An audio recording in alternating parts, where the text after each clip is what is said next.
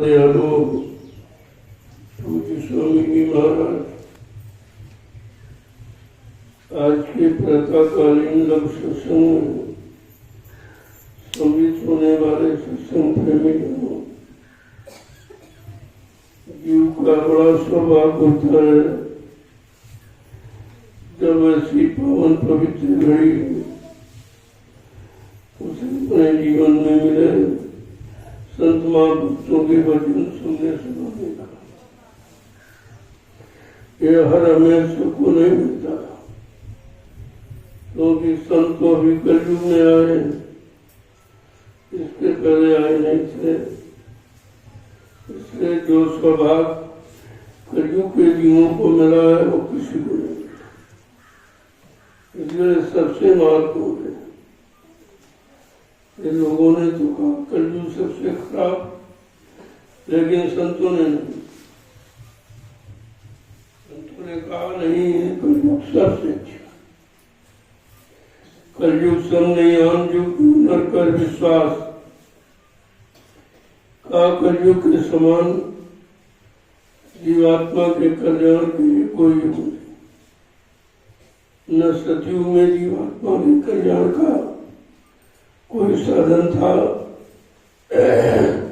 न त्रेता में न द्वापर में, और 5000 वर्ष लगभग कलयुग के निकल गए, ये साधन नहीं मिला। तो महापुरुषों ने हम सब गंदे कमजोर जीवों पर दया की, जो समय से आके ये रास्ता खोल दिया कि जीवात्मा अपने घर जा सकती है। जो 3 दिन युगों में नहीं गई, यहीं भटक रही है, लेकिन कलयुग में संतों ने दया की, कहा नहीं अपने घर जा सकते। इसके घर जाने का रास्ता मालूम होना चाहिए। उन्होंने रास्ता कहा नाम का, ये नाम के द्वारा आई थी, और जब तक कोई नामधारी शब्द वेदी नाम वेदी कोई सद्गुण नहीं मिलेगा और नाम को नहीं जगाएगा, तब तक जीवात्मा नहीं जा सकती। देखो कितने युगों का भूला बिछड़ा, हमारा आपका जीवात्मा का काम किसी ने नहीं दिया। संतों को दया हुई, उन्होंने ये रास्ता खोला, चलो जीवात्माओं को अपने घर जाने का मौका मिलना चाहिए। इसको बेचारी को भटकते भटकते ने मालूम कितने युग काल निकल गए, अपने घर नहीं पहुंची। तो उन्होंने दया करके ये रास्ता दे दिया। तो हमें आपको उन महापुरुषों की कदर करनी चाहिए, उनसे दया लेने के लिए आज जो मिन्नत मैंने प्रार्थना करनी चाहिए कि हम सब जीवों पर आपकी दया हो जाए, हमारे मन बुद्धि साफ हो जाए और हम अपने घर की तरफ चल पड़े। तो प्रार्थना कोई सामान मांगने की नहीं, काल माया के सामान के मांगने की प्रार्थना नहीं। प्रार्थना उनके चरण कमल जो प्रकाश है, जहाँ से सारा अंधकार अज्ञानता मिट जाती, भूल भ्रम शंका संदेह समाप्त हो जाती। तो महापुरुषों के 2 वचन सुन लीजिए तो हमारी आपकी समझ में आ जाए कि हमें प्रार्थना कैसे करनी है। क्योंकि प्रार्थना कोई गाना बजाना तो है नहीं, कोई मनोरंजन नहीं है, वो तो आंतरिक हृदय की पुकार है। तो कैसे करनी चाहिए? मुझे चरणों का दास बना लो गुरु, मुझे चरणों का दास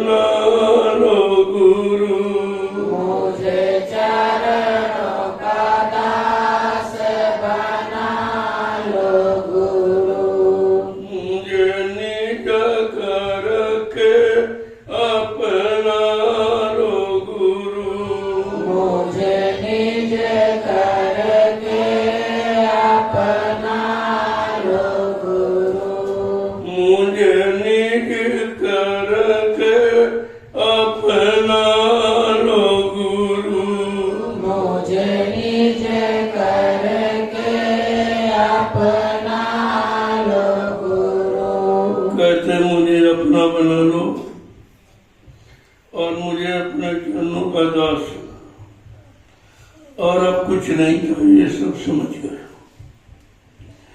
आपके सत्संग वचनों से सत्य का भान और ज्ञान हो गया।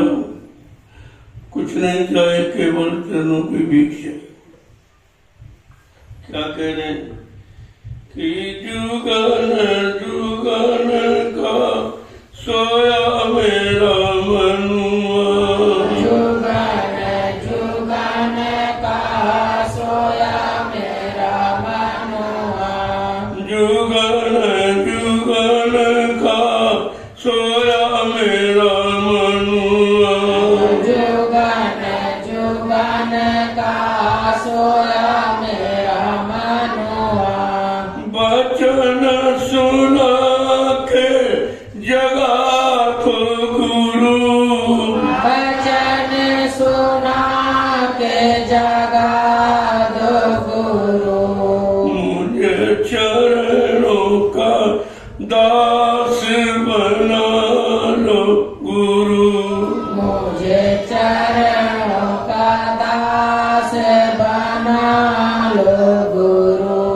मुझे निज करके अपना लो गुरु, मुझे निज करके अपना लो गुरु।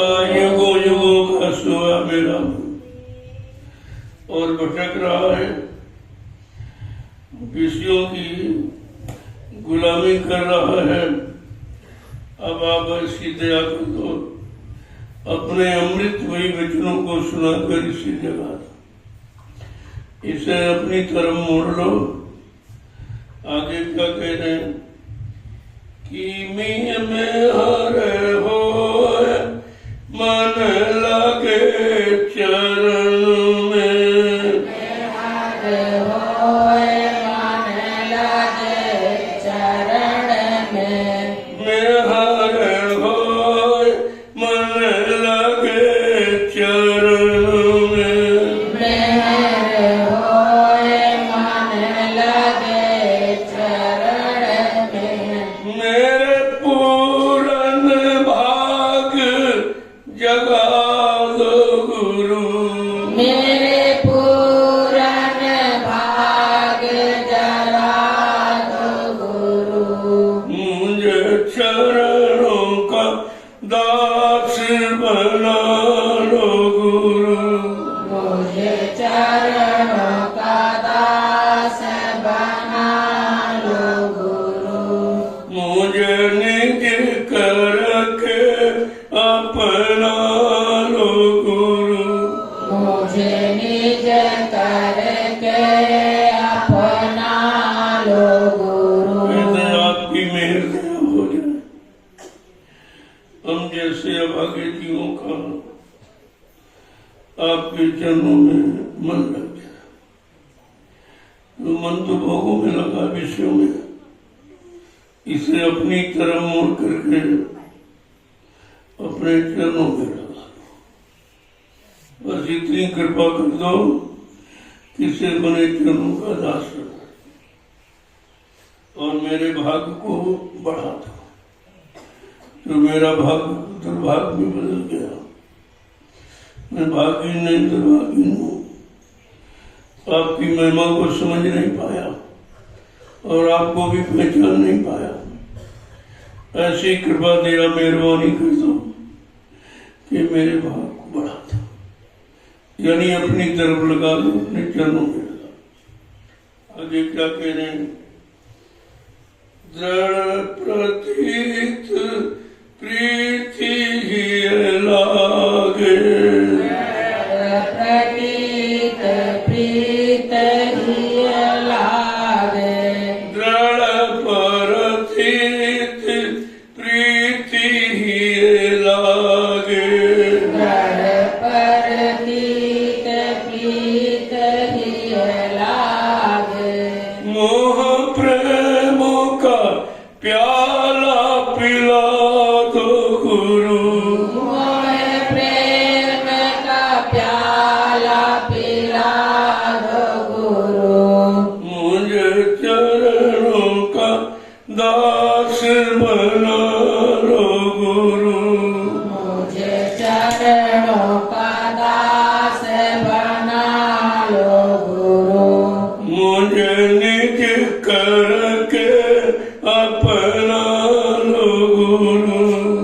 मुझे निज करके अपना लो गुरु। का विषय भोगों से प्रीति उठाकर अपने में दृढ़ मजबूत प्रीति कर दो। मैं आपसे प्रेम करूं और किसी से न करूं, क्योंकि जिससे प्रेम किया उसने तो फंसा दिया और उसने खराब कर दिया, शक्तिहीन कर दिया। लिहाजा अब आपके चरणों की प्रीति चाहता हूं और मुझे अपने प्रेम रस का प्याला पिला दीजिए। जो विषय रस का प्याला मन पी रहा है उसे तो अपने प्रेम रस का प्याला पिला दीजिए, ऐसी दया कर दीजिए। आगे क्या कि रूप अनुपम है लखूं तुम्हारा, रूप अनुपम लखूं तुम्हारा, रूप अनुपम ये लखूं तुम्हारा, रूप अनुपम ये लखूं तुम्हारा। मोए अंतर में दर्श करा दो गुरु, मोहे अंतर में दरस करा दो गुरु। मुझे चरणों का दास बना लो गुरु, मुझे चरणों का दास बना लो गुरु। का तुम्हारा अनुपम अनोखा रूप मैं अपने अंदर में देखूं, अंदर में देखूं, ताकि मन तो अंदर में है, इसके विषयों की भागदौड़ कम हो जाए। आपके उस रूप का दर्शन करूं जिससे मन की भागदौड़ खत्म हो जाए, और तो किसी से खत्म हो नहीं रही। जिनको जिनको पकड़ा उन्होंने विषयों की तरफ लगाया, जहां जहां गया वहां विषय भोगों के सिवा कुछ नहीं मिला है।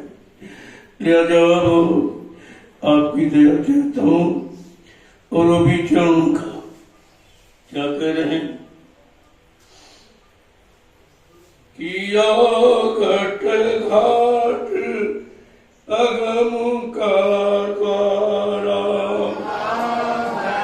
घाट अगम का हारा, घट घाट अगम का हारा, घट घाट अगम का हारा।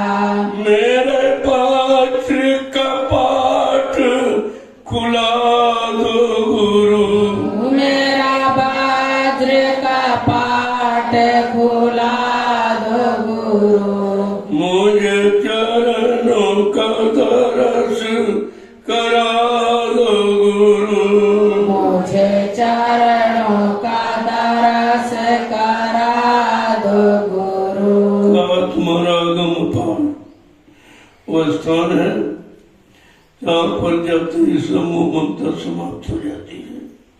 अब आप कृपा करके उस घाट का अवलोकन करा दीजिए, दर्शन करा दीजिए, और मेरे वज्र कपाट जो भूल भरम के वज्र कपाट दरवाजे लगे इनको खोल दीजिए, क्योंकि बहुत दिनों से भूला भटका हूं।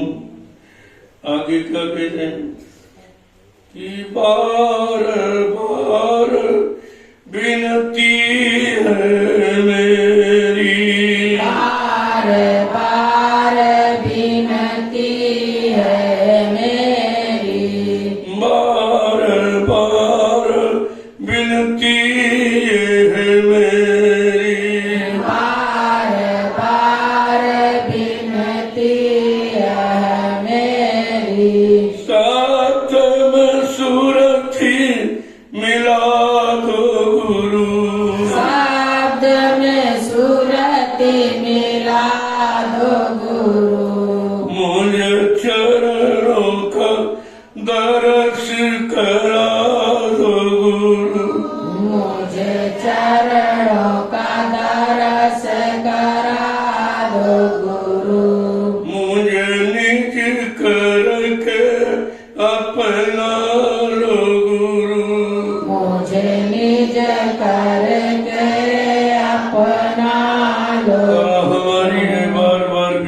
प्रार्थना और तो कोई है नहीं कि हमारी सूरज जीवात्मा को सत्य से मिला तो जो अलग हो चुके, बहुत दिनों से जब से आई काल ने छीन दिया हमारी सत्य डोर नाम डोर छीन दी है और हमारी सूरत भटक रही है।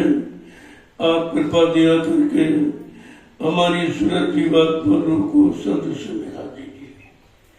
आगे क्या कह रहे हैं? पूर्ण दया करो मेरे दाता, पूर्ण दया करो मेरे दाता, पूर्ण दया करो मेरे दाता, पूर्ण दया करो मेरे दाता।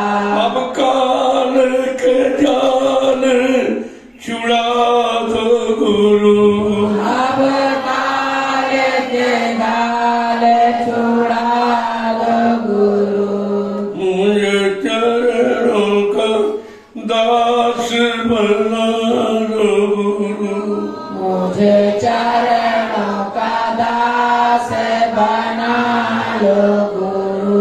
अब आपकी पूरी दया चाहिए और कोई रास्ता तो बचने का है नहीं। और मेरे पास कोई निजी शक्ति नहीं है जो मैं खुद कुछ कर सकूं।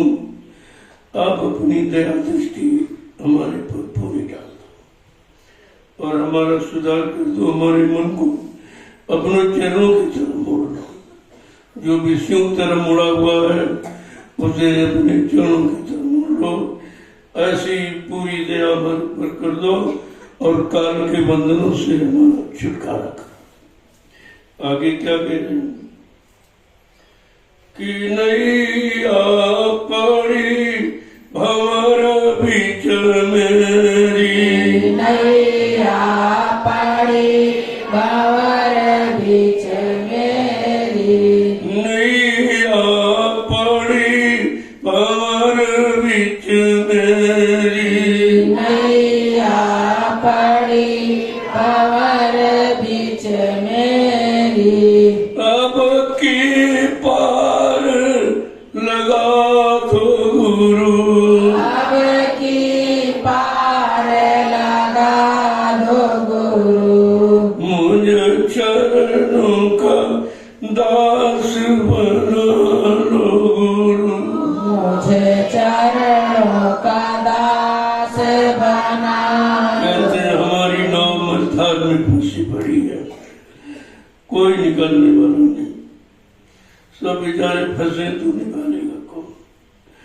अब ये आपके वचनों से पता चला है या मेरी भवसागर में फंसी नैया को पार करने आया। यूं आपके सत्संग वचनों से आपकी दया का एहसास हुआ है कि आप हमें भवसागर से पार करने आए हैं और आपके लिए आपके सिवा ये काम कोई नहीं कर सकता है। क्या आगे क्या है?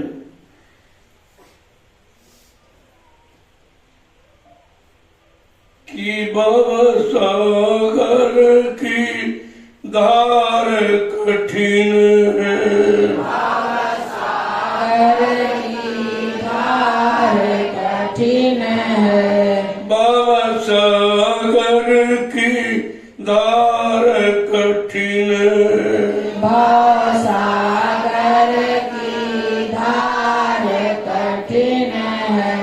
मोह में हर से पार करा दो गुरु, मोह में हर से पार करा दो गुरु, मुझे चरणों का दास बना लो गुरु। मुझे चरणों का दास बना लो। कहते हैं भवसागर की धार बड़ी कठिन है, कोई नहीं निकल कर सब बेचारे इसी भवसागर में गोती लगा रहे हैं। चाहे ऋषि हो, मुनि हो, योगी हो, यानी ब्रह्मचारी अवतारी शक्तियां सबके सब भटक रहे हैं। भवसागर से पार जाने का रास्ता न किसी को मिला न किसी ने दिया। अब ये आपके सत्संग वचनों से आपकी दया का एहसास हुआ है कि आप हमें भवसागर से पार करने आए और अपनी मेहर और कृपा से, वैसे तो नहीं जा सकता हूँ, बस आपकी दया चाहिए। दया से सब काम हो जाता है। दया से बढ़ के कोई बल नहीं, दया से बढ़ के कोई ताकत नहीं, और दया केवल दया सागर के पास और किसी के पास नहीं है। आगे क्या कह रहे हैं?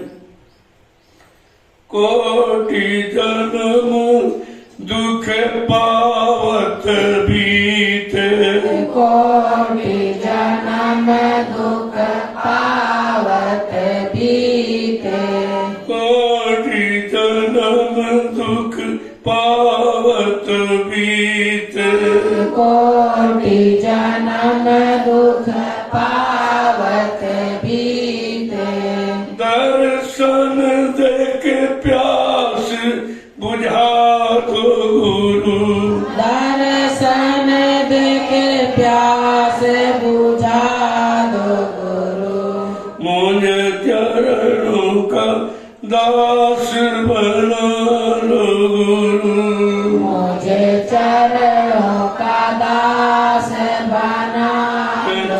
जन्म नहीं करोड़ों जन्म हमारे दुख पाते पाते बीच में, क्योंकि भवसागर से पार करने कोई आया नहीं, और इसी हम सब गोते लगाते रहे। आप दुख को दुख से दूर करने आए हो, आप भवसागर से पार करने आए हो, और आपकी दया मिल जाए तो ये यानी काम हो सकता है, लेकिन बगैर आपके दर्शन के ये प्यास बुझ नहीं सकती, क्योंकि विषयों से तो प्यास और बढ़ती गई, खराब होते गए, लुटते गए, लेकिन अब दर्शन अगर चिन्हों का मिल जाए तो ये प्यास बुझ जाएगी। आगे क्या कहें?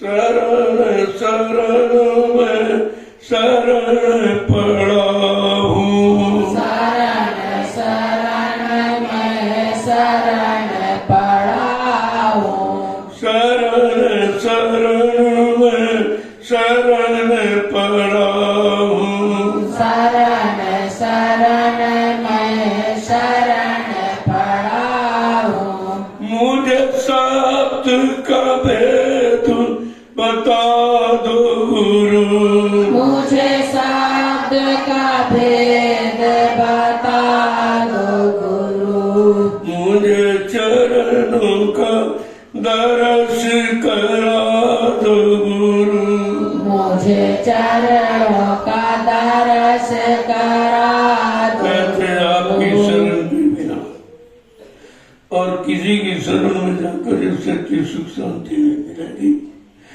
अब आपकी शरण में पड़ा हूँ, जैसा जो वैसा आप करो। लायक तो नहीं हूँ, कुछ पाने के मांगने के लायक भी नहीं हूँ, लेकिन आपकी शरण में आ गया हूँ।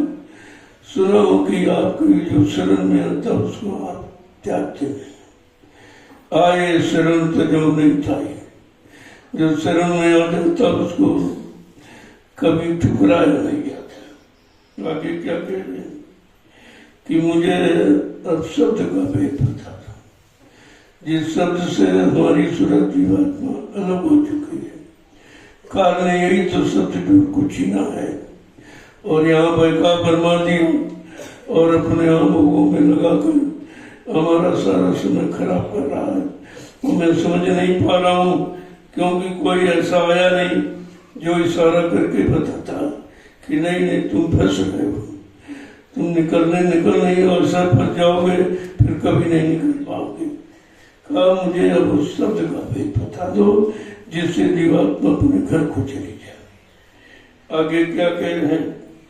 काम क्रोध मद लोभ मोह से, काम क्रोध मद लोभ मोह से, काम क्रोध मद लोभ मोह से, काम क्रोध मद लोभ मोह से, मेरी जल्दी फांस कटा दो गुरु,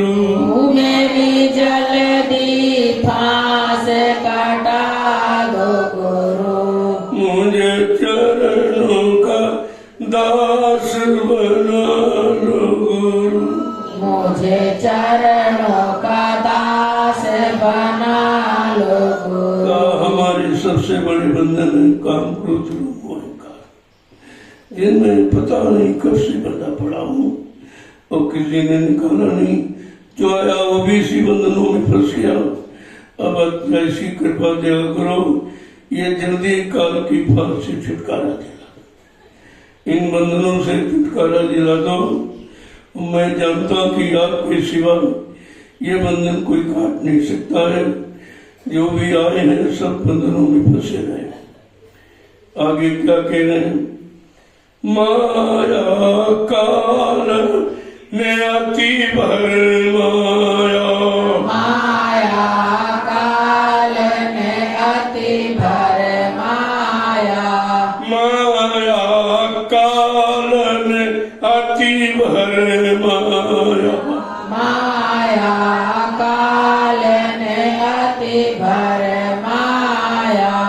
इसका जाल मिटा दो गुरु, इसका जाल मिटा दो गुरु।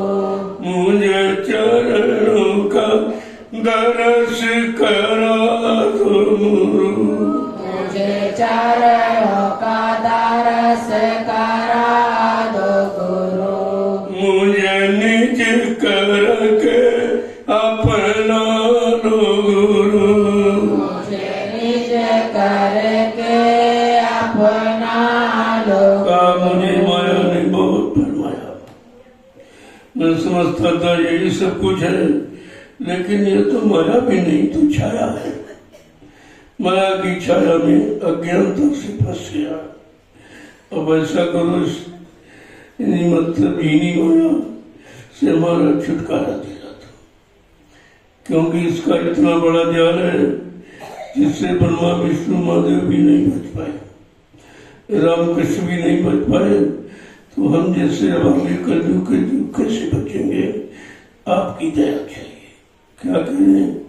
विषय भोग जग के दुखदाई, विषय भोग जग के दुखदाई, विषय भोग जग के दुखदाई, विषय भोग जग के दुखदाई।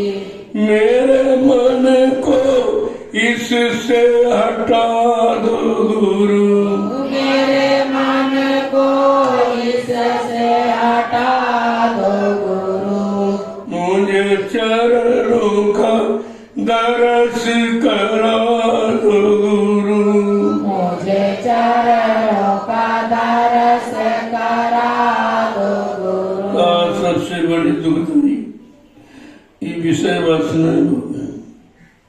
इन्हीं को अपना समझकर अच्छा सच्चा मानकर इसी में फंस करके सारी शक्ति को खराब कर चुका हूँ।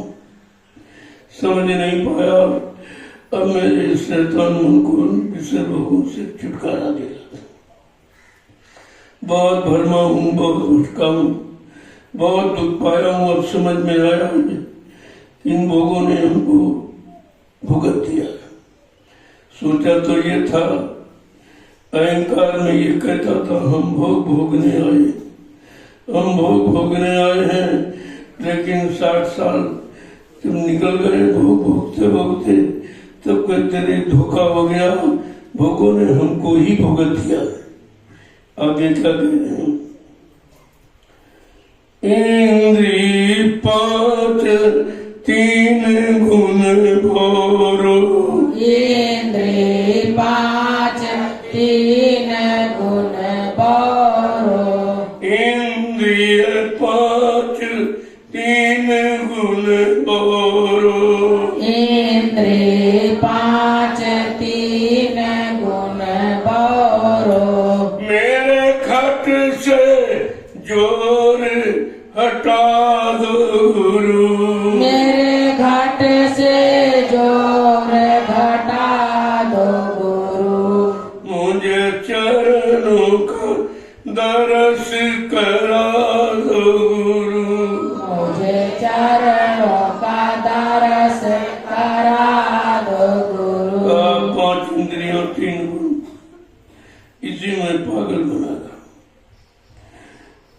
पागल बना रहा, समझ नहीं पाया कि ये सब फंसने के रास्ते हैं, ये शरीर की शक्ति को लूटने वाले, खत्म करने वाले रास्ते हैं। मैं अज्ञानतावश इसी में घुसा रहा।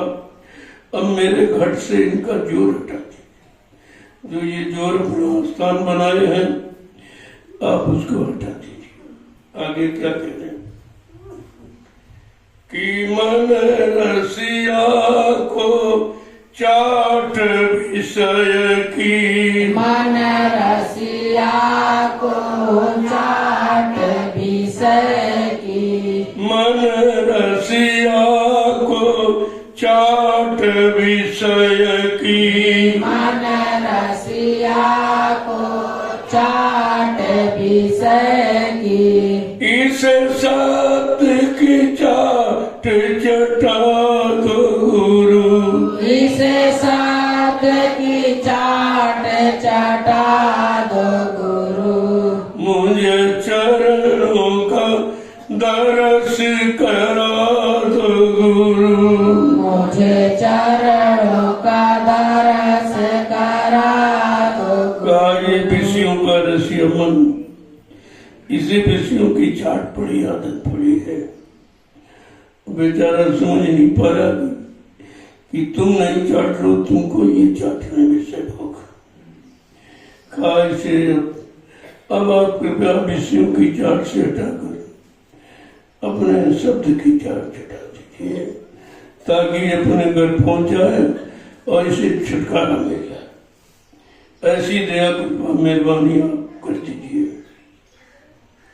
आगे क्या कह रहे हैं कि जन्म जन्म दुख पावत बीत, जन्म जन्म दुख पावत बीत, जन्म जन्म दुख पावत बीत, जन्म जन्म दुख पावत बीत, मेरा आवागमन मिटा दो गुरु, मेरा आवागमन मिटा दो गुरु, मुझे चरणों का दास बना लो गुरु, मुझे चरणों का दास बना लो गुरु, मुझे निज करके अपना लो गुरु, मुझे निज करके अपना लो गुरु। कहते अनगिनत जन्म, एक नहीं कोई गिनती नहीं, जितनी बार जन्म मिला जहां जहां केवल दुख ही पाता है। कि ये 83,99,999 जिसमें शरीर दुख पाने वाले, इनमें भोगों से वो कुछ पता नहीं कितने करोड़ बच्चे पैदा करके आप ये मानव तन में आए हो और यहाँ भी वही काम करने लगे हो, क्योंकि आपको जानकारी नहीं कि ये मानव शरीर मिला किस लिए। अगर संत महापुरुष न मिलते और न आते, अपनी दया न करते, तो हम सब लोग ये विषय भोगों से कभी छुटकारा नहीं पाते और फिर 484 लाख नरकों की अग्नि में ही बने रहते। ये दया से कहते मेरा आवागमन मिटा दीजिए। अब मैं सभी उन्होंने में जाके देख चुका हूँ, कुछ नहीं मिला है, भोगों सिवा कुछ नहीं। अब हमारा ये आवागमन ही मिटा दीजिए, ऐसी दया कर दीजिए। तो वो किस तरह से हमें आपको अपने मन के शुद्धिकरण के लिए प्रार्थना करनी चाहिए। और तुम सामान मांगने की कहते ये दे दीजिए, वो दे दीजिए, ये काम करा दीजिए, शादी ब्याह करा दीजिए, मतलब यानी जो तुम्हारे फंसने कर सके उस काम की प्रार्थना करनी चाहिए। क्या कह रहे हैं आगे?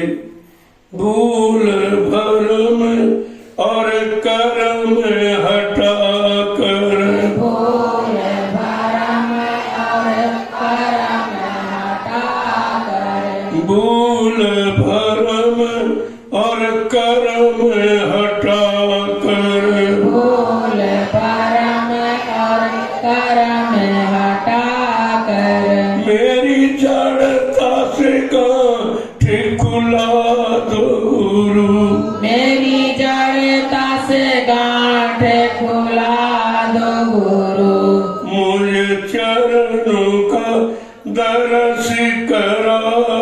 गुरु। मुझे चरणों का दर्श करा दो गुरु। बहुत भूल भरम बढ़ गई। जिसे ज्ञान समझता रहा तो वो ज्ञानता थी, और जिसे चेतन गता था वो जड़ता थी। अब इस बात को समझ नहीं पाए, बगैर आपकी दया के जड़ चेतन की गांठ से कोई छुटकारा नहीं करा सकता। जड़ चेतन ग्रंथि पड़ गई, यद्यप मुसा छूटत कठिन। काल नयन काल माया ने मिलकर जब चेतन की गांठ लगा दी और हम सब लोग उसी में बंधे पड़े हैं।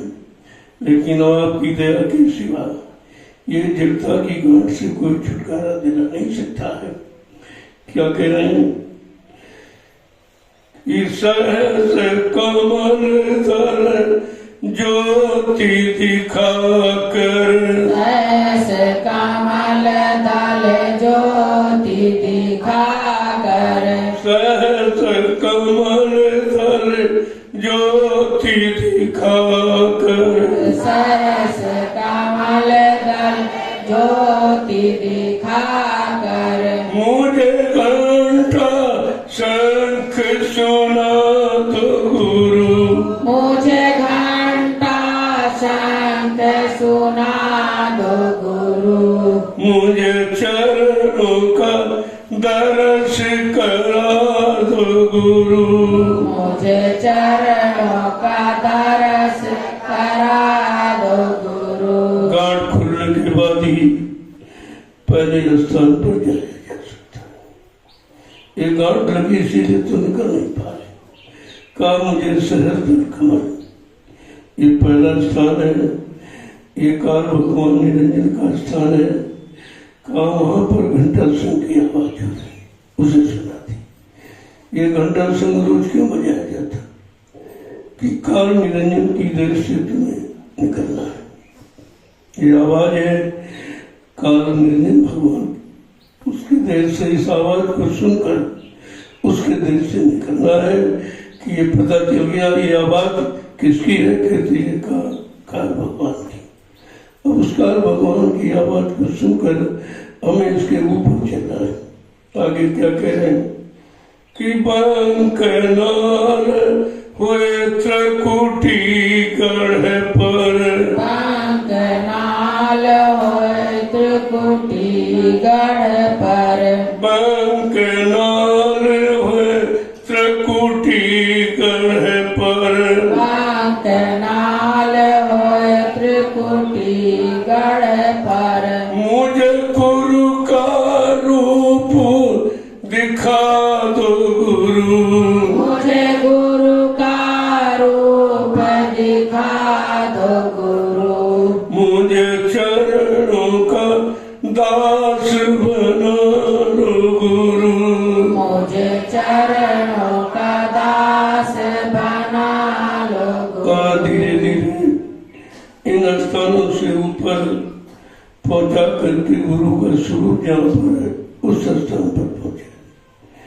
ये गुरु अपना स्वरूप जो तुम्हारा असली शब्द स्वरूप है उसको दिखा दे। ये तो जिस्म स्वरूप आपका है, क्योंकि हम सब जिस्म जीवात्मा भी जिस्म शरीर में है। तो इसी शरीर से छुटकारा दिलाने के लिए आपने ये मानव स्वरूप धारण किया है। लेकिन अब असली को भी दिखा दीजिए, ये प्रार्थना है। क्या कह रहे हैं? सुन शिखर का भेद जना कर, सुन शिखर का भेद जना कर, सुन शिखर का भेद जना कर, सुन शिखर का भेद जना कर, मुझे मान सरोवर नहला दो गुरु।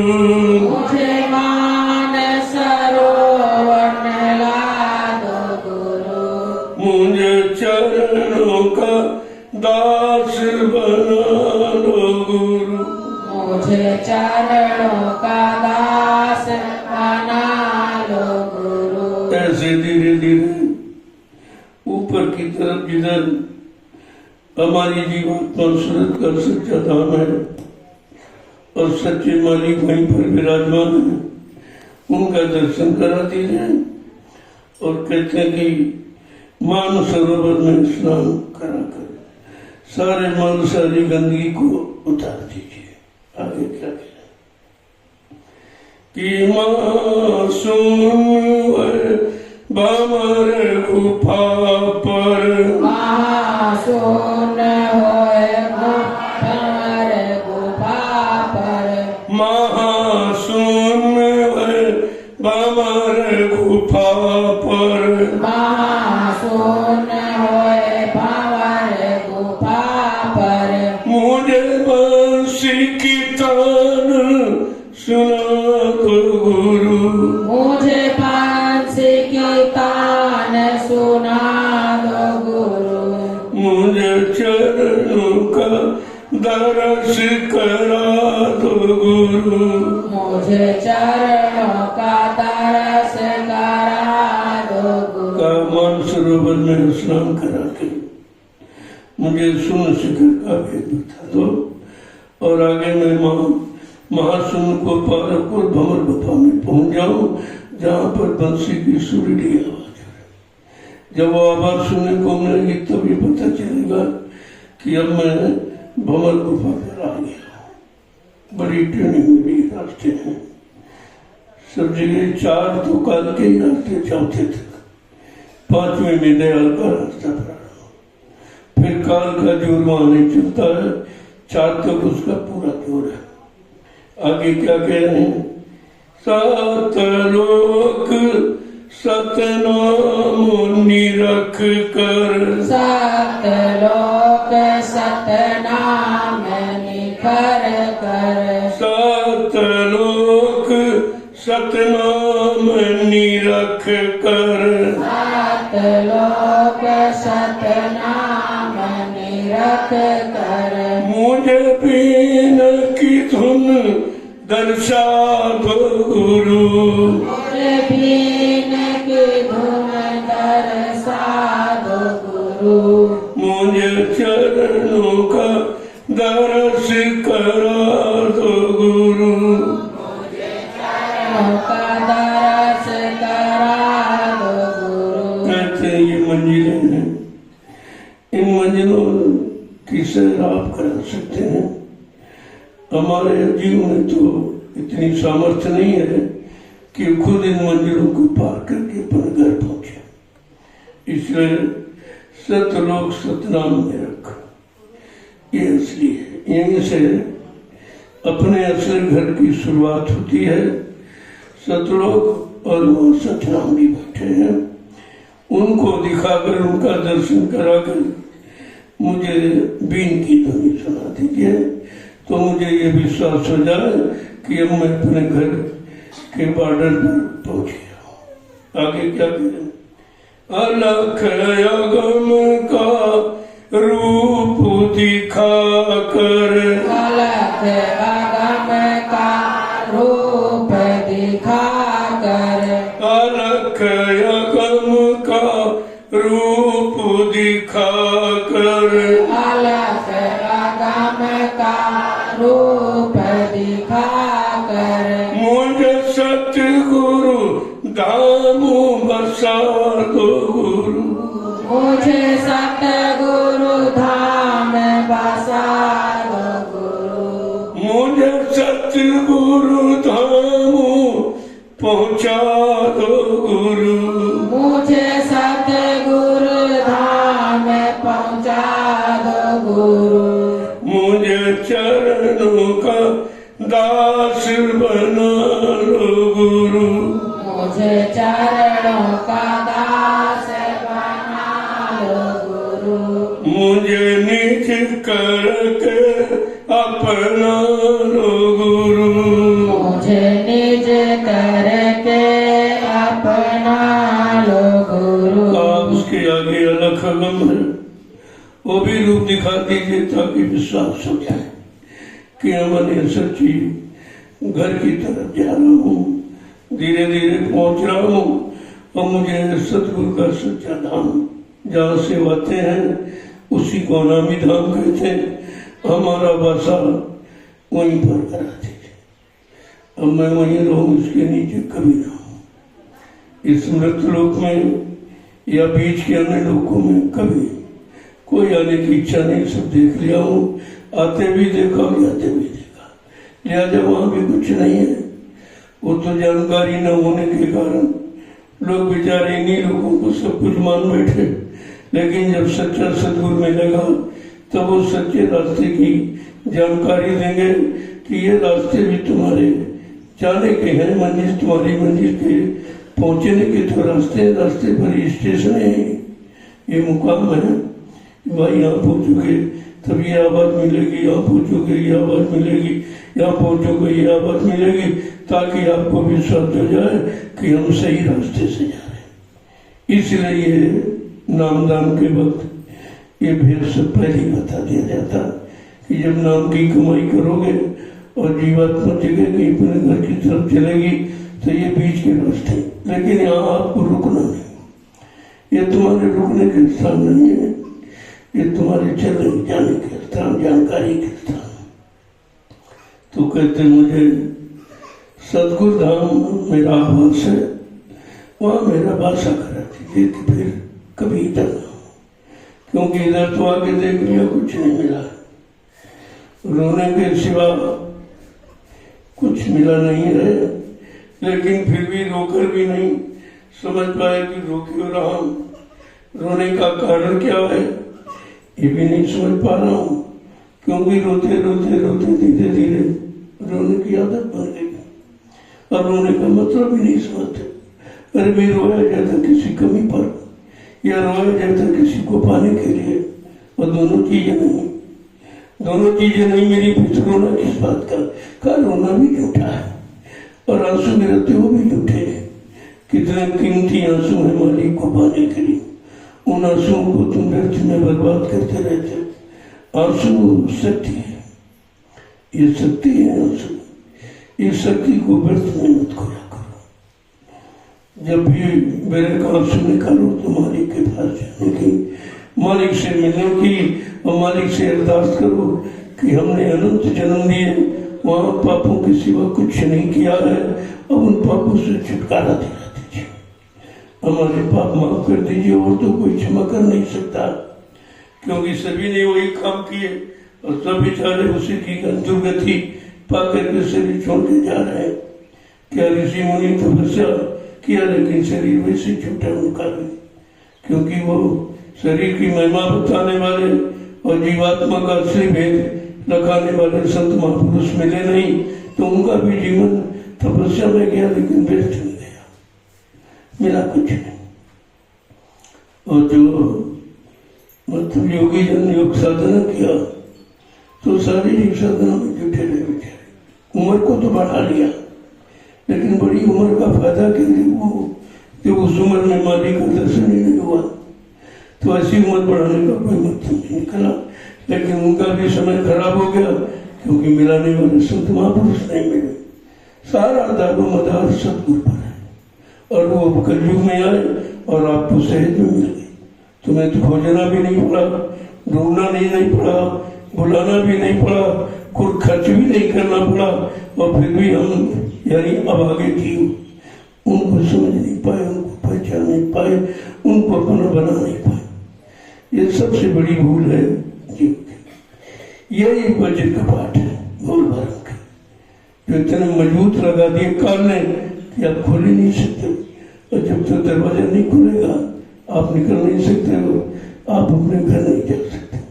इसलिए जब संत महापुरुष आए, उन्होंने सर्वप्रथम पहला दरवाजा गेट खोलने की युक्ति आपको दी कि यहीं से वो सारे स्थानों में वज्र कपाट लगा के बैठा है, किसी को निकलने नहीं देता, और कोई दिक्कत भी नहीं पाए। जिनको जिनको हम लोग समझते थे भाई निकलेगी, चलो इन्हीं के पास चलो, इन्हीं की पूजा करो, इन्हीं का आदेश मानो, इन्हीं के हुक्म का पालन करो, इनके बच्चों को जिनसे तुम छुटकारा चाहते हो वो भी इसी में फंसे जिसमें तुम फंसे। तुम्हारे इनमें कोई अंतर नहीं है, बल्कि तुम उनसे भी भाग्यशाली हो कि उनको तो गुरु मिला। रामकृष्ण को केवल गुरु मिल पाए थे, और तुमको सदगुरु मिल गए, तुम कितने उनके आगे बैठे हो और तुम उन्हीं की पूजा कर रहे हो, उन्हीं का स्मरण कर रहे हो। यह सब में काल का जा रहा है। काल ने अपनी पूजा कराने की इन शक्तियों को अवतरित किया और इन शक्तियों से व्यवस्था बनाई और इनकी पूजा में आप रह गए, इसलिए कि इस पूजा में लोग फंस जाए, निकल न पाए।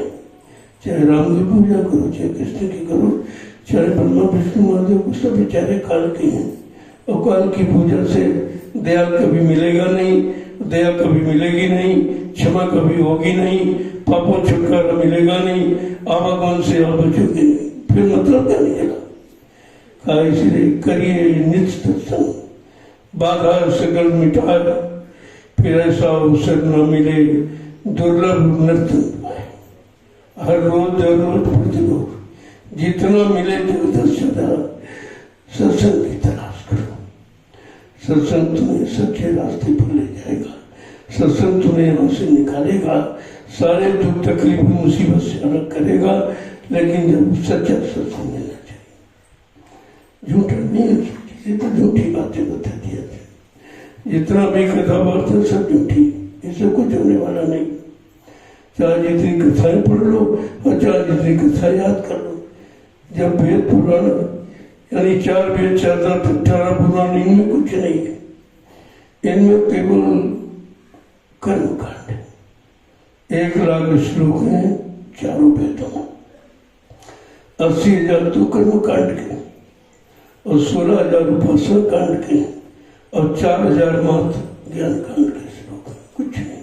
वो भी ज्ञान ही संसार का, अच्छाई का तो ज्ञान है, लेकिन संसार की अच्छाई का। तो संसार में अच्छे भी आप बने रहे तो संसार में हमें संसार से छुटकारा पाना है। उसके लिए आत्मिक कर्म, शारीरिक कर्म छुटकारा नहीं दिलाएंगे, आत्मिक कर्म हमें आपको करना चाहिए। और आत्मिक कर्म का ज्ञान केवल संसदूर के पास, किसी के पास नहीं। देखो कितनी भूल भरम काल ने फैलाई, इतना जाप होना तो अभी लोग फंसे पड़े, अभी उसके बाद नहीं हो पा रहे। अभी वही कागज पत्थर पानी, कागज पत्थर पानी, तीरथ मूरत, इसके सिवा कुछ नहीं जानते। अरे वही पत्थर कोई भगवान हो सकता? भगवान ने तो बहुत काम किया, तमाम जीवों को छुटकारा दिलाया, तो पत्थर तो छुटकारा नहीं दिला सकता, फिर ये पत्थर भगवान कैसे हो सकता? ये कितना बड़ा भ्रम पैदा किया, इसी भूल भ्रम में सब जीवों को फंसा दिया। और आज भी बेचारे फंसे पड़े, बहुत पढ़े लिखे ज्ञानी में फंसे, उनको भी इसका ज्ञान नहीं कि हम पूजा कर रहे हैं तो जड़ की कर रहे हैं, पूजा कर रहे हैं पत्थर की कर रहे हैं, पूजा कर रहे हैं मतलब यानी अज्ञानता की कर रहे हैं, जड़ता की कर रहे हैं, इससे तो छुटकारा मिलेगा नहीं। लेकिन ये पूजा का आधार इन दुनियावी सांसारिक ब्राह्मण, सबसे बड़ा नुकसान ब्राह्मणों ने किया है कि जीवों को कि राम कृष्ण की भक्ति दृढ़ में अपना करे, औरों को सिखावे। एक ही स्वयं काल की पूजा करते और काल की पूजा में सबको लगा दिया। इसलिए संतों ने कहा अरे भाई इनसे दूर रहो, इन ब्राह्मणों से दूर रहो। ब्राह्मण नहीं बामन है। ब्राह्मण तो ब्रह्म को जानने वाला होता, जिसने ब्रह्म को प्राप्त कर दिया वो ब्राह्मण है। बाकी ये बाई मन, इनका मन बाहर लोगों के यानी मतलब दान दक्षिणा रुपया पैसा धोती रोटी रोटी की तलाश कर रहा है, ये इनका मन बाहर भाग जा रहा, अंतर भी नहीं है। तो संतों ने बड़ा भेद खोला गटका। जब गटका भेद खोल रहे तो सब नाराज हो गए। गोस्वामी जी महाराज ने जब अपने गुरु नरहरिदास से नाम की युक्ति पाली और नाम की कमाई में लग गए तो बड़ी जल्दी गुरु की दया हो गई, उनका पट खुल गया। जब पट खुल गया तो ऊपर जाने आने लगे। अब वो देखा जब तो कह रहे बड़ा बड़ा आनंदित स्थान है, हो ना वो सबको बता दो, ये सबको ज्ञान करा दो कि मैंने तो मुसीबत से पाया और लोगों की मुसीबत दूर हो जाए और उनको ऐसे ही करा दो। तो ये दया करने के लिए संत आते हैं और दया करने के लिए वो निकले तो काशी पहुंचे। काशी सबसे पहले यहाँ चलो, ये काशी लोगों की फांसी करा रही है, यही सबसे बड़े बड़े विद्वान फंसे पड़े, ये सब ब्राह्मण सन्यासी सब फंसे पड़े। चलो पहले इनकी फांसी काटे, जब काशी में पहुंचे तो आत्मज्ञान का संदेश देने लगे। अभी सत्संग के बाद नाराज होने के बारे में क्या हो रहा है, तो बड़े नाराज हो गए, ये क्या कह रहा है, न गंगा मानना जमुना मान रहा, न पत्थर पानी कुछ नहीं मान रहा, भगवान कुछ नहीं मानता है। कहा ये ब्राह्मण तो कैसा ब्राह्मण है ये, तुमको मारने की धमकी दी।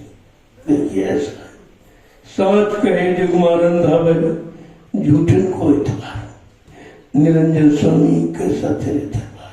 अरे तुमने ऐसे धोखे का यहाँ दरबार लगा रखा और धोखे में इन सबको फंसा दिया। और सबसे पहले ये बामन फंस गया, ये फंस गया। इसने सोचा चलो अपना अपना संगठन बनाए तो सबको फंसा दिया चले। तब कहते कि ब्राह्मण बुद्धि फैली मैली, बामन की बुद्धि मैली, और बकरा यानी मतलब मुर्गा बकरा गला कटा में। ये कहते कि इसको काटो, इनकी बलि दो तो भगवान खुश हो जाएगा, देवी खुश हो जाएगी, देवता खुश हो जाएगा। यानी हत्या हिंसा से कहते देवता खुश होता है, हिंसा हत्या से तो इंसान नहीं खुश होता, भगवान कैसे खुश हो जाएगा। इतना झूठा ज्ञान लोगों को दिया और सबको झूठ में फंसा दिया। इसीलिए गोस्वामी जी महाराज को ये झूठ को मिटाने के लिए संदेश देना पड़ा। जब वो काशी पहुंचे उन्होंने शुरू कर दिया सुनाना, तो सब ब्राह्मणों ने बड़ा विरोध किया उनके, तो ये क्या कह रहे, तो किसी को नहीं मानता, तो उन्हें मार डालने की धमकी, मार उसको भगाया से। तो जब महात्माओं को नाराज कर दोगे तो श्राप तो देते नहीं, दयालु होते हैं, वो नुकसान कर नहीं सकते। लेकिन अगर उन्होंने व्यवस्था बदल दी तो जिंदगी बीत जाएगी, मिलेगा कुछ। उन्होंने देखा कि ये तो सब मतलब नाराज हो रहे, सच्चाई को जानना नहीं चाहते, तो उन्होंने घट रामायण को बंद कर दिया और रामचरित को लिख दिया। अब ये हल्ला मचाते रहते रात दिन, लाउड स्पीकर लगा के, किसी को न राम मिला न सीता में कुछ नहीं मिला, कोई काम नहीं हो रहा, फिर भी जुटे पड़े उसी में ढूंढ रहे हैं, उसी में ढूंढ रहे, सीताराम मिलेंगे, सीताराम, अरे सीताराम इसमें नहीं मिलेंगे।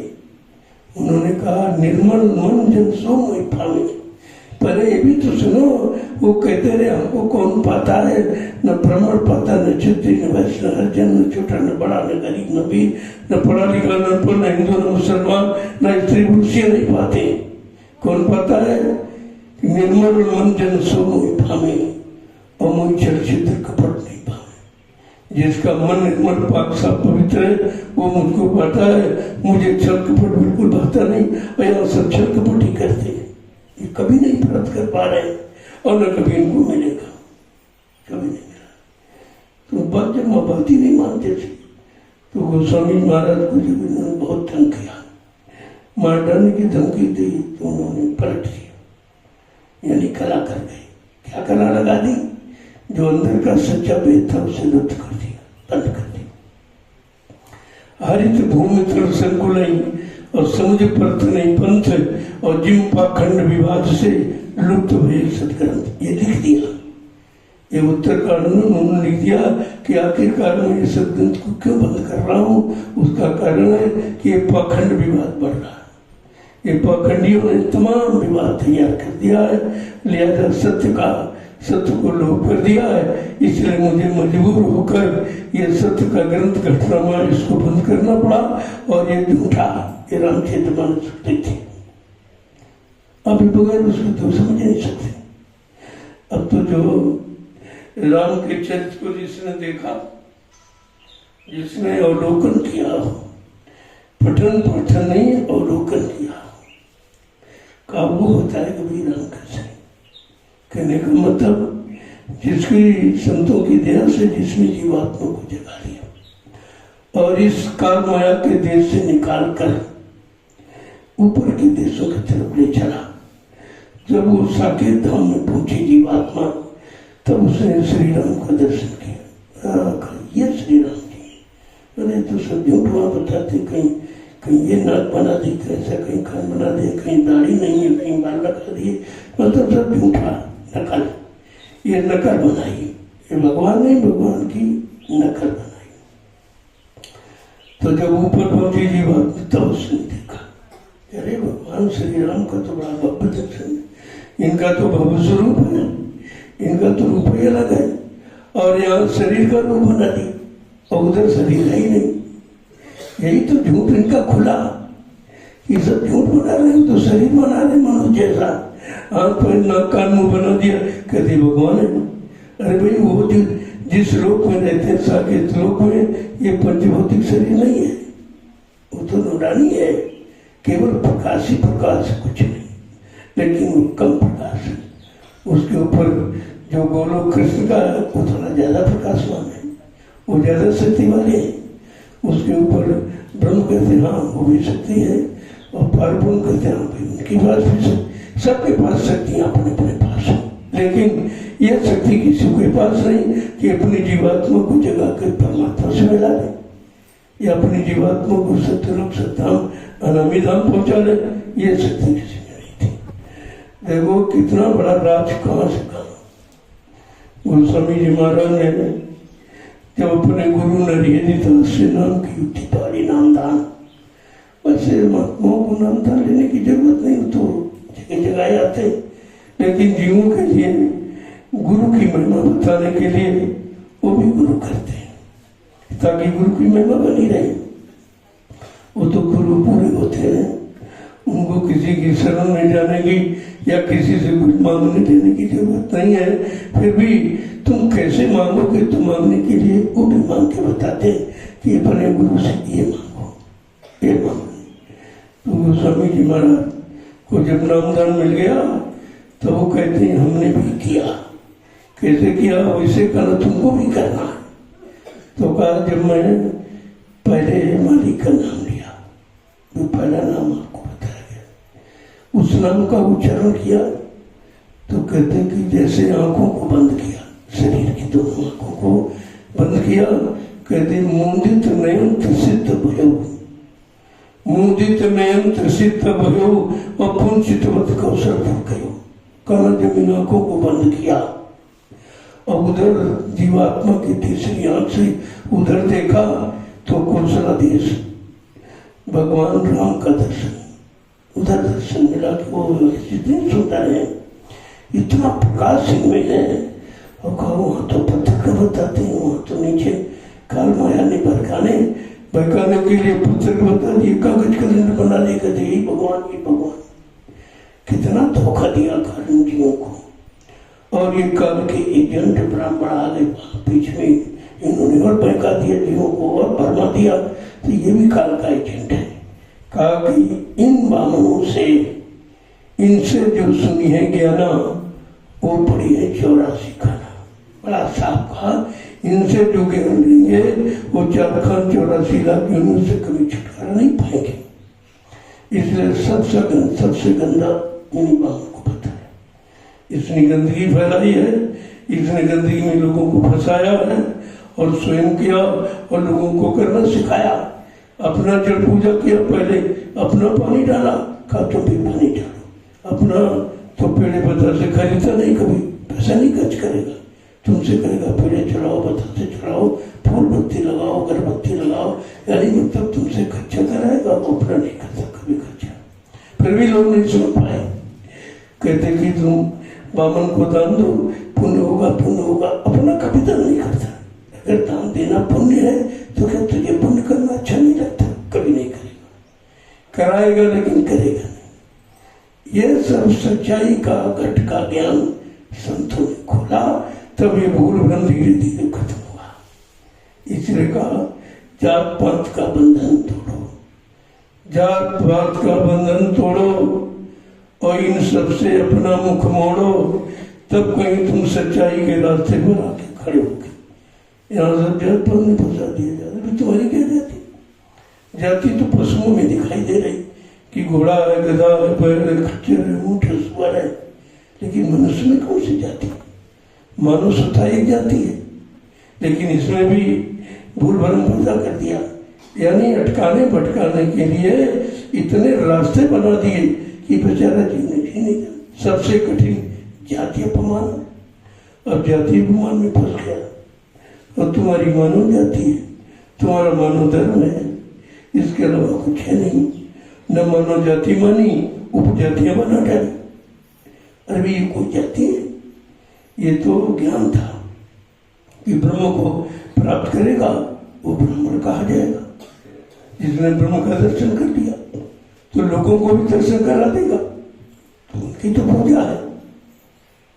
और क्षत्रिय तीर्थापों का छेकन दैहिक दैविक भौतिक इन तीनों दुखों से छुटकारा दिला दे तो वो क्षत्रिय।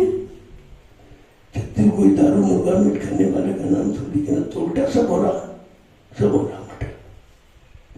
तो मतलब यानी क्षत्रिय का काम है। वैश्य माने व्यापार, लोगों को अपने हाथ से कमाना सिखाए कि अपनी गहरी कमाई पर भरोसा करो और किसी के सहारे मत रहो, स्वयं कमाओ और लोगों को कमाना सिखाओ, लेकिन सच्चाई ईमानदारी से कमाना सिखाओ उनको। ये वैसे का कर्तव्य था, वो भी भूल गया। अब झूठ बोलना, दिन भर झूठ बोलना, दिन भर छरकपट करना, सब अपने अपने धर्म से मतलब यानी हट गए, अपने मानव जाति से अलग हो गए, क्योंकि उपजातियों बीच में आ गई था। कहते हैं एक जाति में 7 जाति बता रहे, मतलब 7 जगह परमिट कर दी। अरे मानव एक है, इसमें 7 जातियों का मतलब? अरे मानव एक है तो मानव जाति एक है, और मानव अगर एक है तो मानव धर्म एक है, और इन मानव जातियों में एक ही जीवात्मा, कोई 2 4 तो है नहीं। उन जीवात्माओं का एक ही मालिक है। तो ये क्यों नहीं बताया? कहा ये इसलिए नहीं बताया कि ये काल के एजेंट है, ये काल माने फंसाने की बात करेंगे, निकलने की बात नहीं करेंगे। कहते ऐसे बामनों से दूर रहो, ये स्वयं फंसे हैं और तुमको भी फंसा देंगे। सारी सृष्टि को बरगलाने का काम इन्होंने किया, इसलिए ये सबसे निकृष्ट जाति मानी जाती है, इसलिए भीख मांगता है। सबसे निकृष्ट है भीख। उत्तम खेती मध्यम मान निषिद्ध चाकरी भीख। सबसे निकृष्ट कार्य है भीख, वो ये काम करता है। भीख मांगता, इसे दाने से दक्षिणा से रोटी रोटी लंगोटी, तो भिखारी है। वो भिखारी को तुमने मान लिया ब्रह्म ज्ञानी, ब्राह्मण मान लिया, कितना धोखा है। अरे ब्राह्मण तो वो जो ब्रह्म को जानता हो और ब्रह्म में लीन हो। ब्रह्म जाना सो ब्राह्मण और ब्रह्म रमे सो ब्राह्मण, जो निरंतर ब्रह्म में ही रमण करता। और ये तो पत्थर को, ये तो ईश्वर में रमण कर रहा, और ईश्वर से बड़ा ब्रह्म है और ब्रह्म से बड़ा पार ब्रह्म है। उधर से ये सब बताया गया। जय गुरुदेव, जय गुरुदेव, जय गुरुदेव। नाम किसका? जय गुरुदेव। नाम किसका? प्रभु का प्यारा नाम। अब आप लोग खड़े हो गए।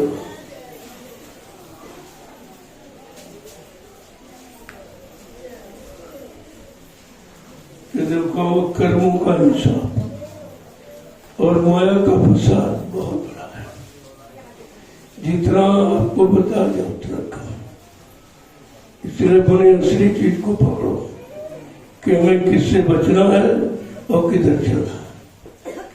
अब इधर उधर की बातों में तो फंसा हो जाएगा, आप फंस जाओगे, निकल नहीं पाओगे।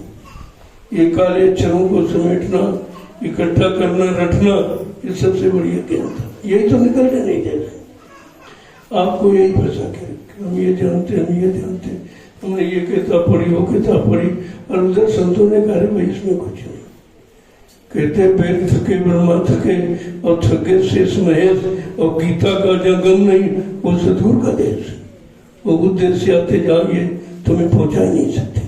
न वेद पहुंचा सकता, न पुराण पहुंचा सकता, न कोई किताब पहुंचा सकता, न कोई इनका कोई जानकार पहुंचा सकता। ये सब भेद खोला संतों ने। जय गुरुदेव।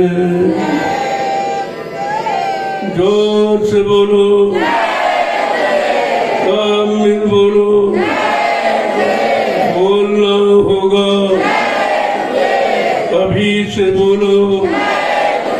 दुख दर्द हरेंगे, सब कष्ट मिटेंगे, सुख शांति भी देंगे। सबके दाता, सबके मालिक, प्रेम से बोले काम नहीं इंसान का, ये काम नहीं इंसान का। देखो ये जानकारी सब आपको रखनी चाहिए, इसीलिए सब ज्ञान कराया जा रहा कि 4 वर्ण जो बनाए ये वर्ण व्यवस्था भी फंसने वाली है, और इसमें फंसा दिया और शरीर में ये सबको बताया। कहा बामन कौन कहते हैं? ये ब्राह्मण सिर, यानी अच्छी सोच रखने वाला, अच्छे कर्मों की जानकारी देने, सच्चे रास्ते पर चलने वाला और जीवों को चलाने वाला। यहीं से सब ज्ञान, ये ज्ञान है, ये ज्ञान का भंडार है, इसे ब्राह्मण माना है। कहा ये पेट, जो पेट भरने की कला, व्यापार है, खेती, दुकान, दफ्तर, बिजली, व्यापार, मजदूरी, तो पेट भरने के लिए कहते काली बड़ी जी ये बनी का काम, वो सिखाएगा आपको। कहा यहाँ पर तो मतलब, और क्षत्रिय कहते बजाय, ये दो हाथ हैं, ये रक्षा के लिए, ये तुम्हारी रक्षा करेंगे, तुम्हारी हिफाजत करेंगे, तुमको सब तरफ से सुरक्षित रखेंगे, इनका काम होगा। कहा इसको क्षत्रिय माना गया। और सबसे नीचे पैर कहते ये शूद्र। देखिए कितना झंझट बनाया, और कहते शूद्र कहते इसको छूना नहीं, और सब पैर ही छूते। शूद्र को ये सब छूते हो, किसी को कोई छूता नहीं, और फिर भी आप भ्रम में पड़ गए। वही बताता कि हमारे पैर छुओ, हमारे पैर छुओ, और कहता पैर शूद्र है तो पूजा तो शूद्र की हो रही, ब्राह्मण कहाँ पूजा होती। अगर ये सब रात खोल दिया जाए तो बड़ी बड़ी व्यवस्था टूटी हो जाएगी। सच्चाई को हजम करना बड़ा मुश्किल, और सच्चाई को सुनना बड़ा मुश्किल, कोई सुन ही नहीं पा रहा। तो बंटवारा इसी ने किया, ब्राह्मण ने किया कि हम सिर हैं, हमको सिर माथे रखो, हमारी पूजा करो। अब पूजा सिर की, सिर की कौन पूजा करे? सिर के कोई पर छूता, न हाथ का कोई पर छूता, न पेट का कोई पर छूता, छूता तो पैर के। वो कहते पैर शूद्र है तो यहाँ तो पूजा शूद्र की, शूद्र छुआ जाता, और ये कहते छुआ छूते उसमें, उसको छूना मत, उसका छुआ खाना मत, और सब शूद्र को ही पैर ही छूते हैं, और हाथ मुंह कोई नहीं छूता। कितना झंझट बनाया है धोखे का सब, और समझ कोई नहीं पा रहा। और जो बताने समझाने वेद खोलने आए, और उनको तो कोई सुनते नहीं उनकी बात। वो स्वामी नारायण ने, कबीर साहब ने तो यही तो कहा कि भाई साच कहे जो मारंदा है, तो सत्यवाद कह देगा तो लोग उसको मारेंगे। ये क्या कह रहा है? ये राज क्यों खोला? ये हमारी पोल क्यों खोला? ये हमारा धंधा व्यापार बंद करा देगा, ऐसा पता करके लोगों को। तो कहते साच कहे जग मारंदावर, और झूठन को इतवार कहे कबीर फकीर पुकारी, उल्टा जग व्यवहार निरंजन स्वामी कैसे तेरे दरबार। बड़ा खोल के कहा।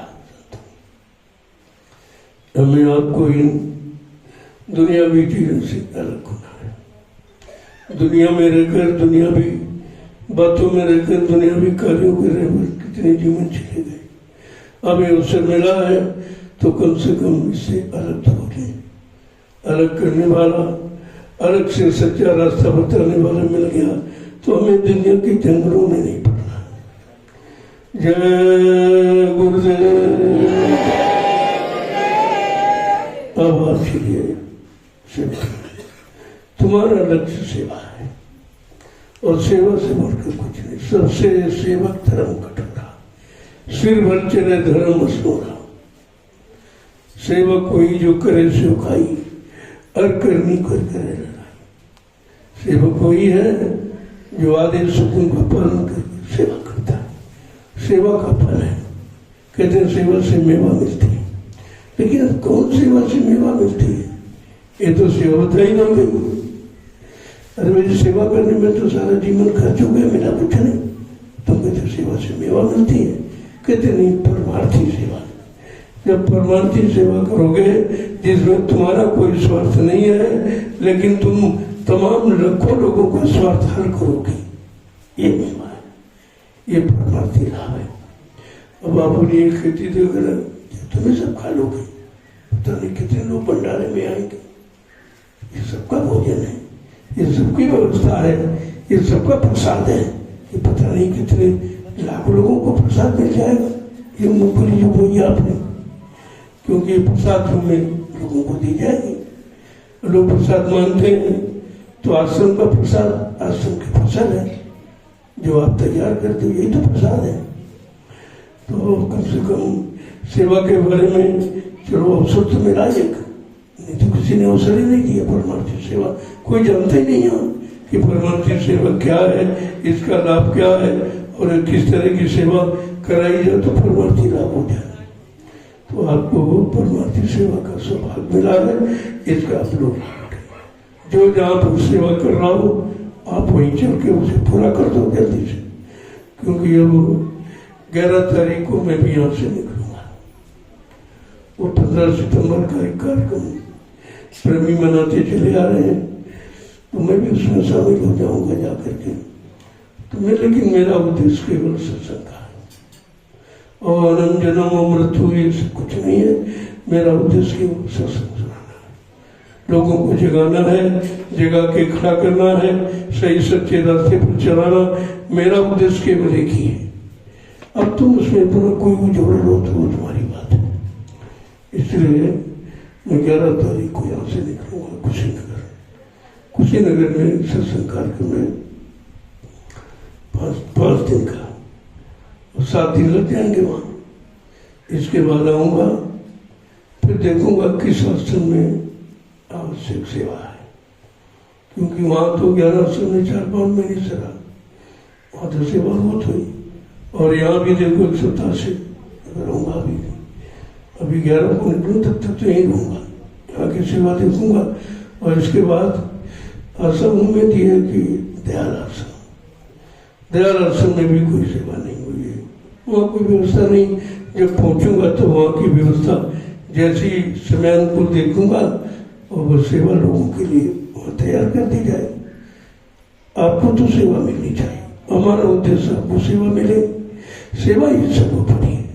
बाकी आश्रम क्या, जमीन क्या, बगीचा क्या, ये तो सब सेवा कराने का उद्देश्य है कि वैसे आप कहाँ सेवा करते, किसको आप दान देते। जिसको दान देते वो दारू पीता है, वो मांस खाता है, वो व्यभिचार करता है, तुम्हारी सेवा करना जगह लगती तो उसका तुम्हें फल भोगना पड़ता। इसलिए सच्ची जगह आपकी गाड़ी कमाई लगे और शारीरिक श्रम भी आपका परमार्थ में लगे। इन दोनों बातों का ध्यान दिया जाता है और दोनों प्रकार के आश्रमों में सेवा है। अब एक बगीचा कल उसका लिखा पड़ी होनी है, कल से वह आपका हो जाएगा और जो लोग यहाँ रहेंगे उस सेवा में चलेंगे वहाँ, कि अभी से उसकी शुरुआत कर दी जाए सफाई की, उसमें तो महीनों लग जाएंगे। बहुत बड़ी जमीन है, बात भी माने रखता, मतलब उतनी यहाँ है नहीं इतनी वो अकेले जगह। तुम पेड़ों तो 300-350 लगभग पेड़ है, वैसे तो 400 पेड़ है छोटे बड़े, और लेकिन आम का बगीचा है, आम के पेड़ 350। तो ये तो सब जानकारी आपको मिल गई है। अब उसको आपकी गाड़ी कमाई से लिया जाएगा, इधर उधर से कोई अंदर चंदा नहीं लिया जाता। प्रेमियों के लिए है, तो प्रेमियों का धन लगे तो किसी का कर्जा प्रेमियों को नहीं चढ़ेगा कि भाई हमने अपनी गाड़ी कमाई से भाग खरीदा, वो हमारा, इसमें किसी का कोई किसी तरह का मतलब यानी कर्जा नहीं है। तो ये सोचना चाहिए हमें। तो इसी तरीके से आपकी एक व्यवस्था फिर परमार्थी सेवा की तैयार हो गई। धीरे धीरे सेवा मिलती रहेगी, आपका काम हो जाएगा। आपके पास छाया नहीं थी, अब ये छाया बनाई, कितने लोग इसमें आ जाए, सारी संगत तो नहीं बैठ सकती। ये तो एक चिन्ह बन गया है कि भाई सत्संग स्थल भी है और वहाँ सतगुरु धाम वो आपका बना बिल्कुल निराला है।